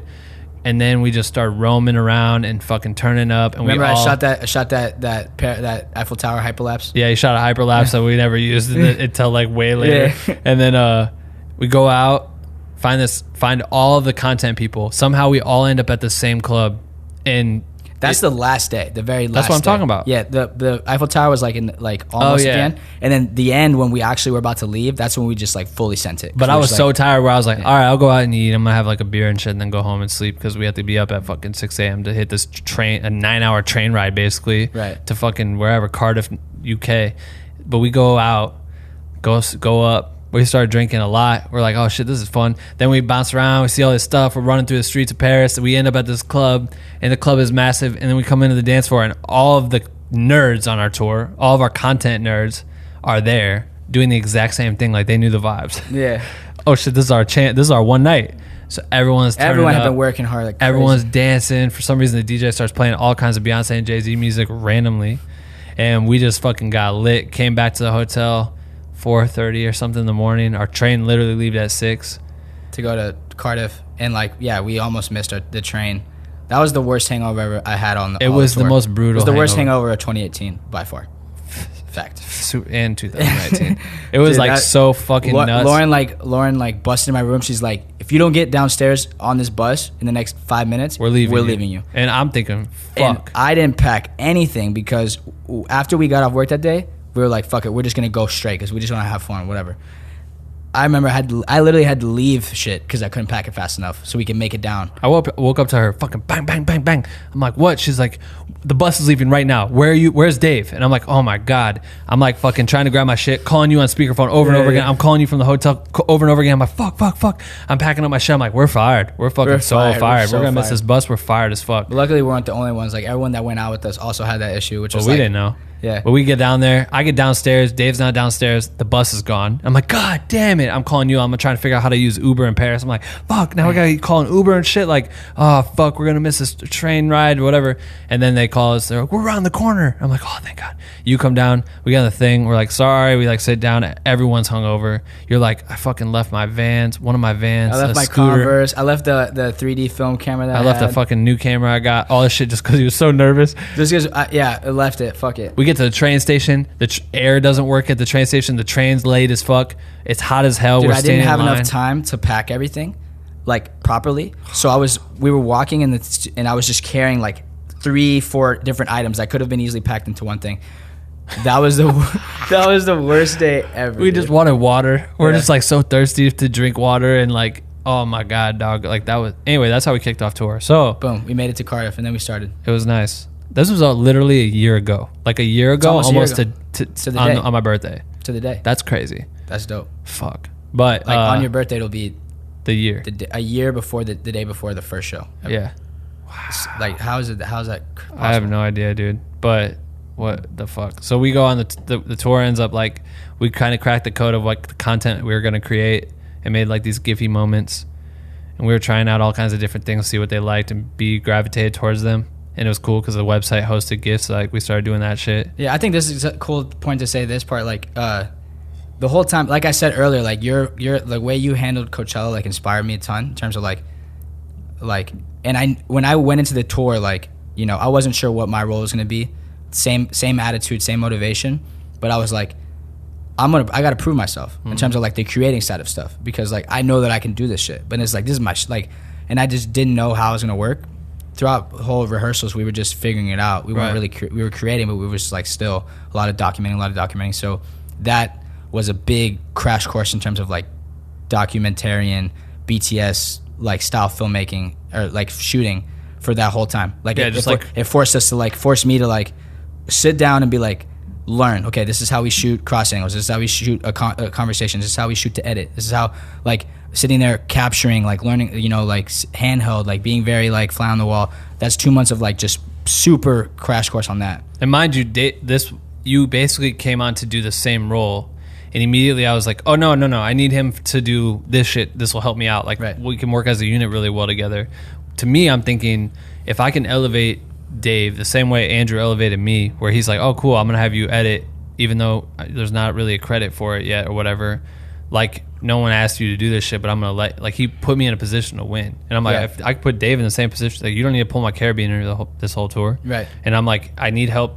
Cool, set up the shit in the morning, like make sure the batteries are charged, like whatever basic like duties. And then there was so much to be captured, that it was like I wanted to show you like, yo, like we can be a team on this. Like I can help you. Yeah. Like I still follow all of your, like I'm following your lead, whatever you need. But also like this, I want you to know that I can like I can handle this. Yeah, exactly. You know what I mean? Right. And like also, and I could have been a fucking asshole. Like people, dude. And that's what my favorite part is. That's the biggest thing. Like I wanted to make sure that you did have that role. Like the tour, your role was to be the assistant, but you were literally like the second cam. Right. Like just run second cam, just shoot the fuck out of the show. Like post, we were putting out content, like, and it could have been, and I think this is how people that I've experienced, I've worked with, this is why I'm not like this, but people will like try to hold their clout or like position like you to make sure that you don't have a window or whatever. And I'm like, that's so fucked up to sit there and bottleneck some shit that doesn't need to be bottlenecked. There's so much content to be created, like And of course, like at the beginning, it was you wanted to make it clear that like that's how it was, and I had no problem with it. But also, I was like, you did set me up, and you never really like you never allowed me to like, or you never. I remember you being frustrated about it. I was frustrated because there was one day I was trying to find the way. I was trying to find the way, and that's fine because I was developing a relationship with Lauren and with people, and like the whole time Hi Lauren. And this will continue. Like what I understood was okay. Like once I figured out, okay, Lauren's the one going to be in charge of us or whatever. She's also dope, so I was just like wanting to be her friend, but also just like trying to show her like casually through the process that I could create. Mm-hmm. You know, like it. And so later on when I would go out to the cities, I would always be going out and like, yo, I'm gonna go shoot the city just because like, which funny because we had to do it for work, anyway. But that was my creative outlet when we weren't able to create in terms of like put stuff out. Right. And then I would come back and be like, Lauren, check this out. You know what I mean? Like, this is what I shot or this whatever. And she'd be like, oh, it's really dope. You know what I mean? So I was like setting the seed for her and the other people to understand that like I could create. Right. You know what I mean? So like I didn't want to just be this. I wanted to try to figure my way out. And you helped me with that by being like, yeah, you know what I mean? You would always like vouch for it or whatever. Right. So like when it came to I thought this was I remember this because it was the first show and we didn't think about what we were going to do in terms of like us. Right. Because you were going to do what you do always, which is run around and do your thing. Right. Like you weren't gonna need my help. There was no way for me to just stick around you. Right. So then I just grabbed the camera, and in my head I'm like, I'm shooting. Yeah. But like we never even talked about it, like in terms of like what it was. And you were just kind of like, okay, whatever. Like I mean, call me if you need a battery. Right. Call me if you need a card or anything you need, whatever. And so I was just like learning. I was just like, all right, figured out how to shoot this. And I only had a 24-70. We started learning like the process of the show. We had no idea what the show really looked like because we were shooting. We weren't directly involved in like the set list of the process. So the first show we had no idea what was going to happen. And when we rehearse, it's like all over the place. Yeah. We had no idea what was going to happen when pyro was going to pop, all this stuff. Learn quick when pyro was going to pop on my birthday. So like we make it to the point where I think it's important. There's a point where Lauren's like, hey, B wants like something else. Like we should do GIFs or whatever. No, she said the website can host GIFs. We're like, wait, what? Yeah. And like, and asked Andrew, like, hey, can you shoot burst mode? And they're like, oh, no. Like, you know what I mean? That's not like their art or whatever. And so I remember thinking, like, it was a challenge for me to figure out. I was like, my goal is to get a piece of content on the website however I can. Right. Like, and I know that I can. Right. I know, and like, I remember I would even go out there and take photos, and you were like, bro, don't do that. That's dumb. Like, it's a waste of your time. Why would you try to compete with these elite photographers? And I was like, not in that sense. Not in the way, like, you're not good enough. No. It was just that they already have 3 people that do this job. But I never thought that was not good enough. It was like I understood because they only can focus on. If I split my time between photo and video, like I'm half going at both versus like they get to shoot their, plus they're amazing, like they're incredible. Right. But I was like, I'm not shooting B, I'm just gonna shoot J. I'm gonna get a photo of J on the site. That was my like personal goal. Yeah. Plus that day when she had the gifts, we were like, we knew that was an opportunity, and we both went back and we pumped out like 400, like a million gifts. We were like, and I was already showing you like, bro, like I really like these like reversible, like these like loopable clips. Right. And I shot that one at Jay that I was so hyped on. Like, we were trying to get it shown. Because when they said gifts in burst mode, you're like, yo, I already did that because my 1DX shoots like fucking a machine gun. Check this out. And he'd like play it through and we're like, yeah, it's fucking dope. And it'd be like Jay with the fire. Right. And then I'm like, yo, wait, we've already been pulling selects. We already have. Let's turn those into moments. Let's make those. Yeah. And we just started, we hammered out so many motherfucking, like we gave out probably, I swear to God, it probably was legitimately 100. I think it was almost 200. Like, I think we both had 100. We went it was crazy. Like so many. But that's when we realized like, yo, this is, and we were telling them this is what it was, and that's what it could be. And then I remember the first time that the content went up, it was like Copenhagen. And we would always wake up and be like, did something happen? And then, like, did they go up? Did remember? They go other way? Yeah. And then the first day it went up, and we both had them, and we like fucking rejoiced. Like, this is it. We cracked that was the whole challenge. Like, how do we get it to the point where we can release content? And from then on, it was just like, it was game on, and it was so dope. She loved them, so she's like, "Oh, those are so good." So then they're like, "We need more," and we're like, "Hell yeah, all right." But we would work till 8 a.m. after a show, just trying to like zombie, bro, the rest of the tour, dude. And that was dope because it was like at that point, the first time it happened, Lauren was like, we really need, I want moments of B dancing. Like, I want moments of personality. And then I figured out, like, plus you were shooting mainly B and J. And I was already, like I said earlier, like, I've been in dance for a minute. So I knew that, like, the dancers were my opportunity to, like, first off, like, there's so much happening. The world is crazy. Like, the amount of things that are happening every song. Right, massive. There's so many things to capture. Like, you could be capturing that, but let me go capture all this other stuff. Right. So I started creating for the dancers. And like showing the dancers were hyped on it because I was like capturing the way they want to be captured. Right. Plus, I understood like, okay, maybe my role is like I did it the first time, captured B, the one that you posted on the photos that she loved. That was the first one. That was like the first gifts that ever came out. Wow. And Lauren told me like that was B's favorite gift of the whole night. Right. And I remember thinking like, whoa, like that's crazy. Right. And so then I was like, maybe that's my, like, I found my niche is like, I'm going to capture her beauty shots, her personality, you know what I mean? And like her dancing and those moments of like intimate, right? You know, and then we leveled up our equipment and like found the 2-time extender 7200. And that's how I feel like we were able to work together because it was like, one, I had built the trust with Lauren and other people. So like, okay, Dave, like Dave can count on Dave for this content. So it was like, that was my opportunity to like flourish. Plus you were killing it. So it was like, every time you come back, I'll be like, yo, look what I shot. And you'd be like, look what I shot. And we were always called us the up. gift gods. And, so like I found that niche of just like, okay, how do I level up and flourish in this role and grow to the point where like, I feel like I'm doing what I would love to do. To be an artist. And also like to be an artist and capture and show my vision. Plus not compete with Ben. Cause like, we're both video and at the end of the day, you're the dude. So it's like, how do we not compete for shots? Right. So it's like, we figured out that was the way. Like you were gonna do what you're the best at, which is like the insane, wide, cinematic, moving shots. And there was a pocket where I could go and capture not only dance, because that's what I felt like I could do that, but all the dancers, and I would be out with them. We would plan stuff, but I would also capture B in terms of like her personality and performance. Right. And you know, the feedback kept coming back. She loved him, and that became a staple. It was like you, and then there was my pocket, and that was dope how we were able to like unify that. And then when we eventually did edits, it was like you had like my shots paired with yours because it was like you had this and you needed something else that came and tighter, and so we were able to work together. Right, exactly. But I think also like I would plan out moments where I was like, Ben, can I get the Ronin? Yeah, exactly. I'd be like, because I would be wanting to get the other stuff too, and I would had the show memorized like the back of my hand. Right. Every moment, oh, this song I could shoot from these angles. But Ben, can I grab the Ronin, go capture my shots just so I could get mine? And you were always like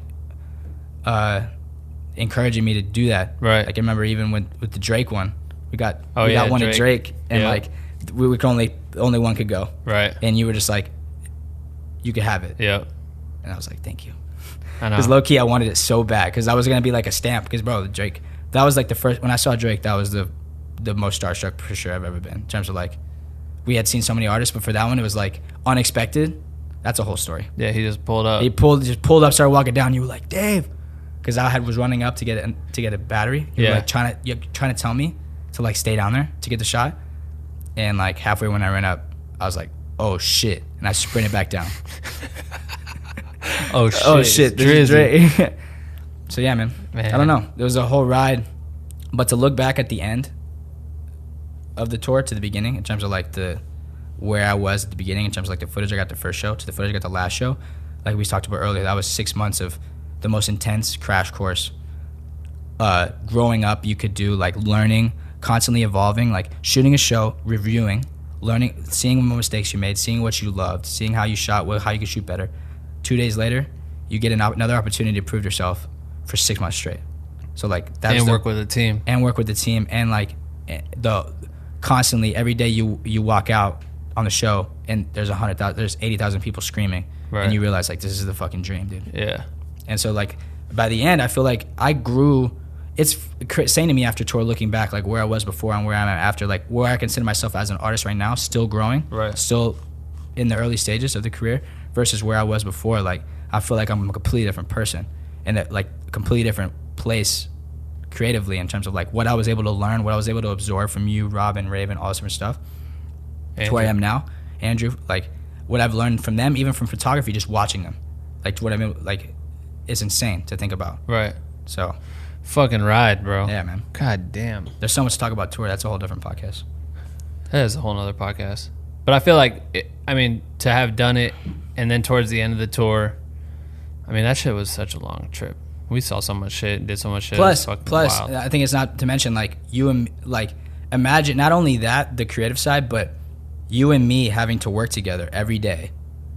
And have all these experiences all over the world. Like, I feel like I've only known you for a year and a half, but it feels like I've known you my whole life. I know, that's what I'm saying. Like, to me, it felt like, and that's probably the same thing with me and Andrew, because I always compare our relationship to me and Andrew's relationship, because it was like instantly we were with each other every single day for like forever.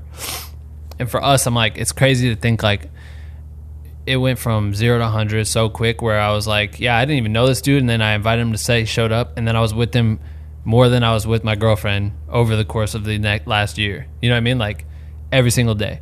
And you know it works when it literally was like never arguments.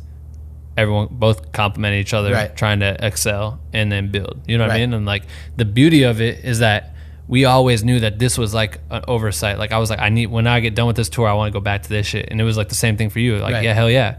Like Dave is the best beta test of Black with No Cream, working in the sense of a place where people can come thrive, learn, and experience and get opportunity. And then implement it and like actually make it. Yeah, yours just happened to be with the same scenario that got like this. That's fucking crazy. Yeah, dude. I don't know. Like I said earlier, I don't believe in fate, but there's something about, like, I definitely believe like somehow the relationship that you and me were able to like click, go through what we went through, go through the entire tour the way we were able to, leveling up, doing everything together, plus building this, like, shit. Imagine that one day I took 2 or more hours to fucking edit the podcast. Like, what would happen? I don't know. But I think, and so after tour, man, we're stuck on time. We gotta like wrap it up. I feel like we've been talking for fucking ever. Yeah, I know. It is what it is. Because now we're here in LA. That's it. Nah, then we went to fucking South Africa, India. That was another part, because it was like after we left, it was the same type of feeling as before tour, where it was like, but at that point I was more confident, because at that point I was like, I knew I had proven myself. Right. Like I had value. So I was like, we should be invited. But even then, we didn't know until we got the plane tickets, and at that point we're like, bro, we're doing it again. We're going to South Africa. Going to South Africa. Went to Dubai. We went to India. Man. And then by the end of the year, coming back, it was like, damn. Like I stayed home for 2 months, just like ground myself, because it was like when you're living that lifestyle, like you think it's easy to think like, yo, this is how life is. This is how it's gonna be forever. Right. You come back to San Antonio, Texas, at your parents' house, you realize like, oh shit, I haven't done shit yet. No. You know what I mean? Like I have so much more to do. I have so much more to prove. And then it was like, how do I get to LA? Right. And that's what I like about it too, is because we then position ourselves, because even me coming off tour, I was like, all right, all I want to do is get off tour and not work, so I can only work on Black with No Cream, like elevate that shit. And then we're working over the phone again, and it's back to the basics. But we knew it was important for you to be out here. So then I'm like, all right, cool. How can I leverage my position to excel you? So if you could come out here, at least I could try to make it semi-safe where it's like, cool, here's a couple jobs, but do this and this and that. And that'll cover the groundwork until this thing becomes like, makes money. And I think the way that I'm able to pull this off, especially move to LA, make it happen, is the fact that I decided right after college that I was going to jump straight into it. Like I wasn't going to like go get another job and then try this. It was like, no, like I'm going to go straight from the jump because this way I won't know anything different. Right. You know what I mean? I decided to stay home, which allowed me to not have rent at all or like really any bills. God damn, that's the best part about tour for you, bro, is that you didn't have overhead. The entire tour, I was saving. So like, and plus we're out. So it's like, you know, there's food provided, there's hotels, whatever. So it's like whatever we spend, it was whatever we decided to go out and drink or go out to eat. Or whatever, which is like clothes. Not that much money. Not that much. So like, except for those motherfucking pants that we got at goddamn Lululemons. Raven, if you're listening to this, you know about the Lululemons. Swag. But so like when I came out here, I was able to have a cushion to like try it. Plus, thankfully to Ryan and Evan, Aaron, the homies that I've been staying with forever. Shout out to the boys. Very glad that I'm leaving now. But they have the pivotal part in the moment too, because it was like I had a place to stay in LA, and they were always willing to put me up on their couch during Coachella. Blah blah blah. Plus these last 3 months when I've been in LA, being able to like make money out here, start making money out here, saving it enough to where I was finally just able to sign in at least an apartment and make it happen. So it's crazy. Yeah. So now that the new journey begins. I had Adam on here 3 times, so we can definitely do more podcasts. But I fucking love that. This story is so fucking tight to me. I'm just gonna leave it at that because it's fucking crazy. I mean, it is wild as fuck. If you think about it. Have the at least we have the record for longest black on cream pasta. Nah, at this point, Justin Odusho still has the fucking record. Good. I'm hoping we're not at 3 already. We're not, but me and Justin also talked about bullshit for an hour and a half before we really did his thing. I think what's cool about it is that, like how you always talked about your family not really like being very supportive, but not understanding like what the goal of it was. Like so many people can be crippled. Not saying your parents were trying. I'm just using that part as an example, but like your parents weren't trying to cripple you with this shit. But a lot of people don't understand the vision that we as creators have, and it will never make sense to anybody but you. Facts.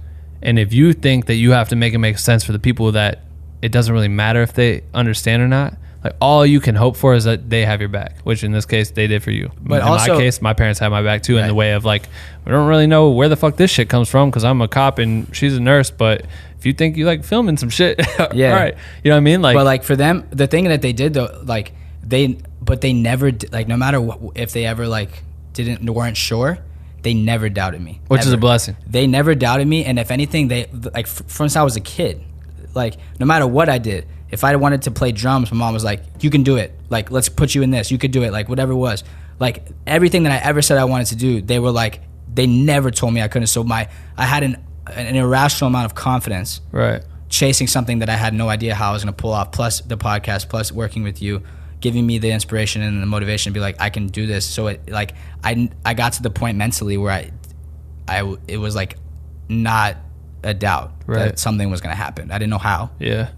But like they gave me the belief, and then plus I said keep the circle tight. Like my friends around me never like when I told them what I was doing, they were down for it. Mm-hmm. They like, yo, Dave's doing this, like Dave's the shit, like whatever. And every time they would be gassing me up, so it was like I didn't allow any other thought to come in my head that I couldn't. Right. You know what I mean? At some point, I think we should make a YouTube video where it's us showing each other our work again, because it's so that was fun. A whole experience. If you really outline the way Dave got to where he is and the way I got to, it's so fucking close. You know what I mean? It's so similar. It was eerily similar, like the videos he'd be like, dude, check out the stop motion video we did. And he'd show me the video and he'd do little tricks in it where like someone would switch shirts and it'd be someone else. And I'm like, watch this. I'd play my video and it'd just be the same shit. You wearing like a big white tee. Yeah. And my shit was called White Tee. That shit was eerily similar. We have the same type of come up, like, we had Tall Tea Tuesday videos, and then he had fucking, they all wore white tees and shit. I'm like, what the fuck is going on? And that's what I was saying. Like early on when I saw you, I was like, okay, he moved out. He had a girlfriend. He moved out. Like, and I'm going through, like, what I'm going through right now is what you went through. So it's like, I've seen that you did it. So like, that's how I'm living. That's how I'm paving my path. Right. So we just like, things that we had in similar is crazy. Fuck. Damn, this is fucking great. We still have to do the Q&A experience, but before this, like, now that you've been out here, you've had a chance, like, luckily I've been able to like do what I could do or whatever, and then you finesse shit along the way too. But you got to work with J Balvin, fucking John. Who else? Sean Paul. John Paul. Sean Paul. Mary J. Shout out to the girl. Who else? Nas. That's fucking dope. Yeah. Just like random shit. But I'm so glad that it's gotten to a position. I'm glad that I'm in a position where I can still like provide opportunities for people. And I'm lucky because like, you know, like the tour is the best credential like you could possibly like say, you know. It's almost absurd like when you talk to like not people in the industry but like people like, oh, what do you do, and you say it, like it almost feels weird to say. I feel weird every time I say it. You can't even say the words because people are like, oh shit, like it's just like almost disrespectful. Yeah, you know it is. It feels disrespectful. It feels disrespectful to just to say that. Like, you can't. There's no way to say it and not like feel like you're flexing. You know? Yeah. So you got my homies always be the ones to be like, nah, he's just being humble. Like this is what he's done. You know what I mean? Yeah. But like that plus have a relationship with you being able to vouch for me, plus like people seeing my work. Like I'm proud as shit of the body of the work that we both put out during the tour, man. Like I really am. Like, and it sucks that we can't put it like somewhere, like it's there on the profile, but I'm super proud of that. And like I feel like it represents like where I'm at currently and what I can provide in the future. It's just about like figuring out what my next move is. And honestly, that year was so insane. And plus we have such a mission with this that right now, like I just got an apartment, like I'm trying to settle, and like I'm okay with trying to figure out what's next. Like I know something, like I know what it is. Like dog, because your shit, you got jump started so goddamn hard. Like I know, it's like I'm just trying to keep the flame going. You know what I mean? Like that's the thing is a lot of people think when it comes to the slow point where you're like, oh shit, I'm in Texas and nothing's happening. I just got off the biggest tour in the world, that you're fucking up. But that's not true at all. No. You know what I mean? I took 2 months after just to like reconnect, bro. As you should. Got to reconnect with my family. I First fucked off, up I got by to not reconnect with my girlfriend. Right. You know what I mean? How am I going to bounce right after 6 months? Like, I'm still trying to keep that alive. You know what I mean? Rekindle that. Stay at home. Plus, I thought it was important for me to like remind myself where I'm at. Right. Because the opportunity that I got was unusual. Yes. Right? Coming home, got to remind yourself like, yo, you still got to figure out how to make a full career out of this. Yeah. You know what I mean? Get out there. And like I was able to that whole year. And like I said, of saving gave me the power and the opportunity to come out here. Right. And like figure it out and like start, you know, have a goal for like, okay, this year it's all me. So it's like, what's my goal? Set my whole intentions, like be real intentional with everything. And like I'm going where I need to go. Right. Hell yeah. Like I feel good about it. So I mean, yeah, man. Fuck. All right. So what's the plan next? We're going to keep building Black with No Cream. Damn straight.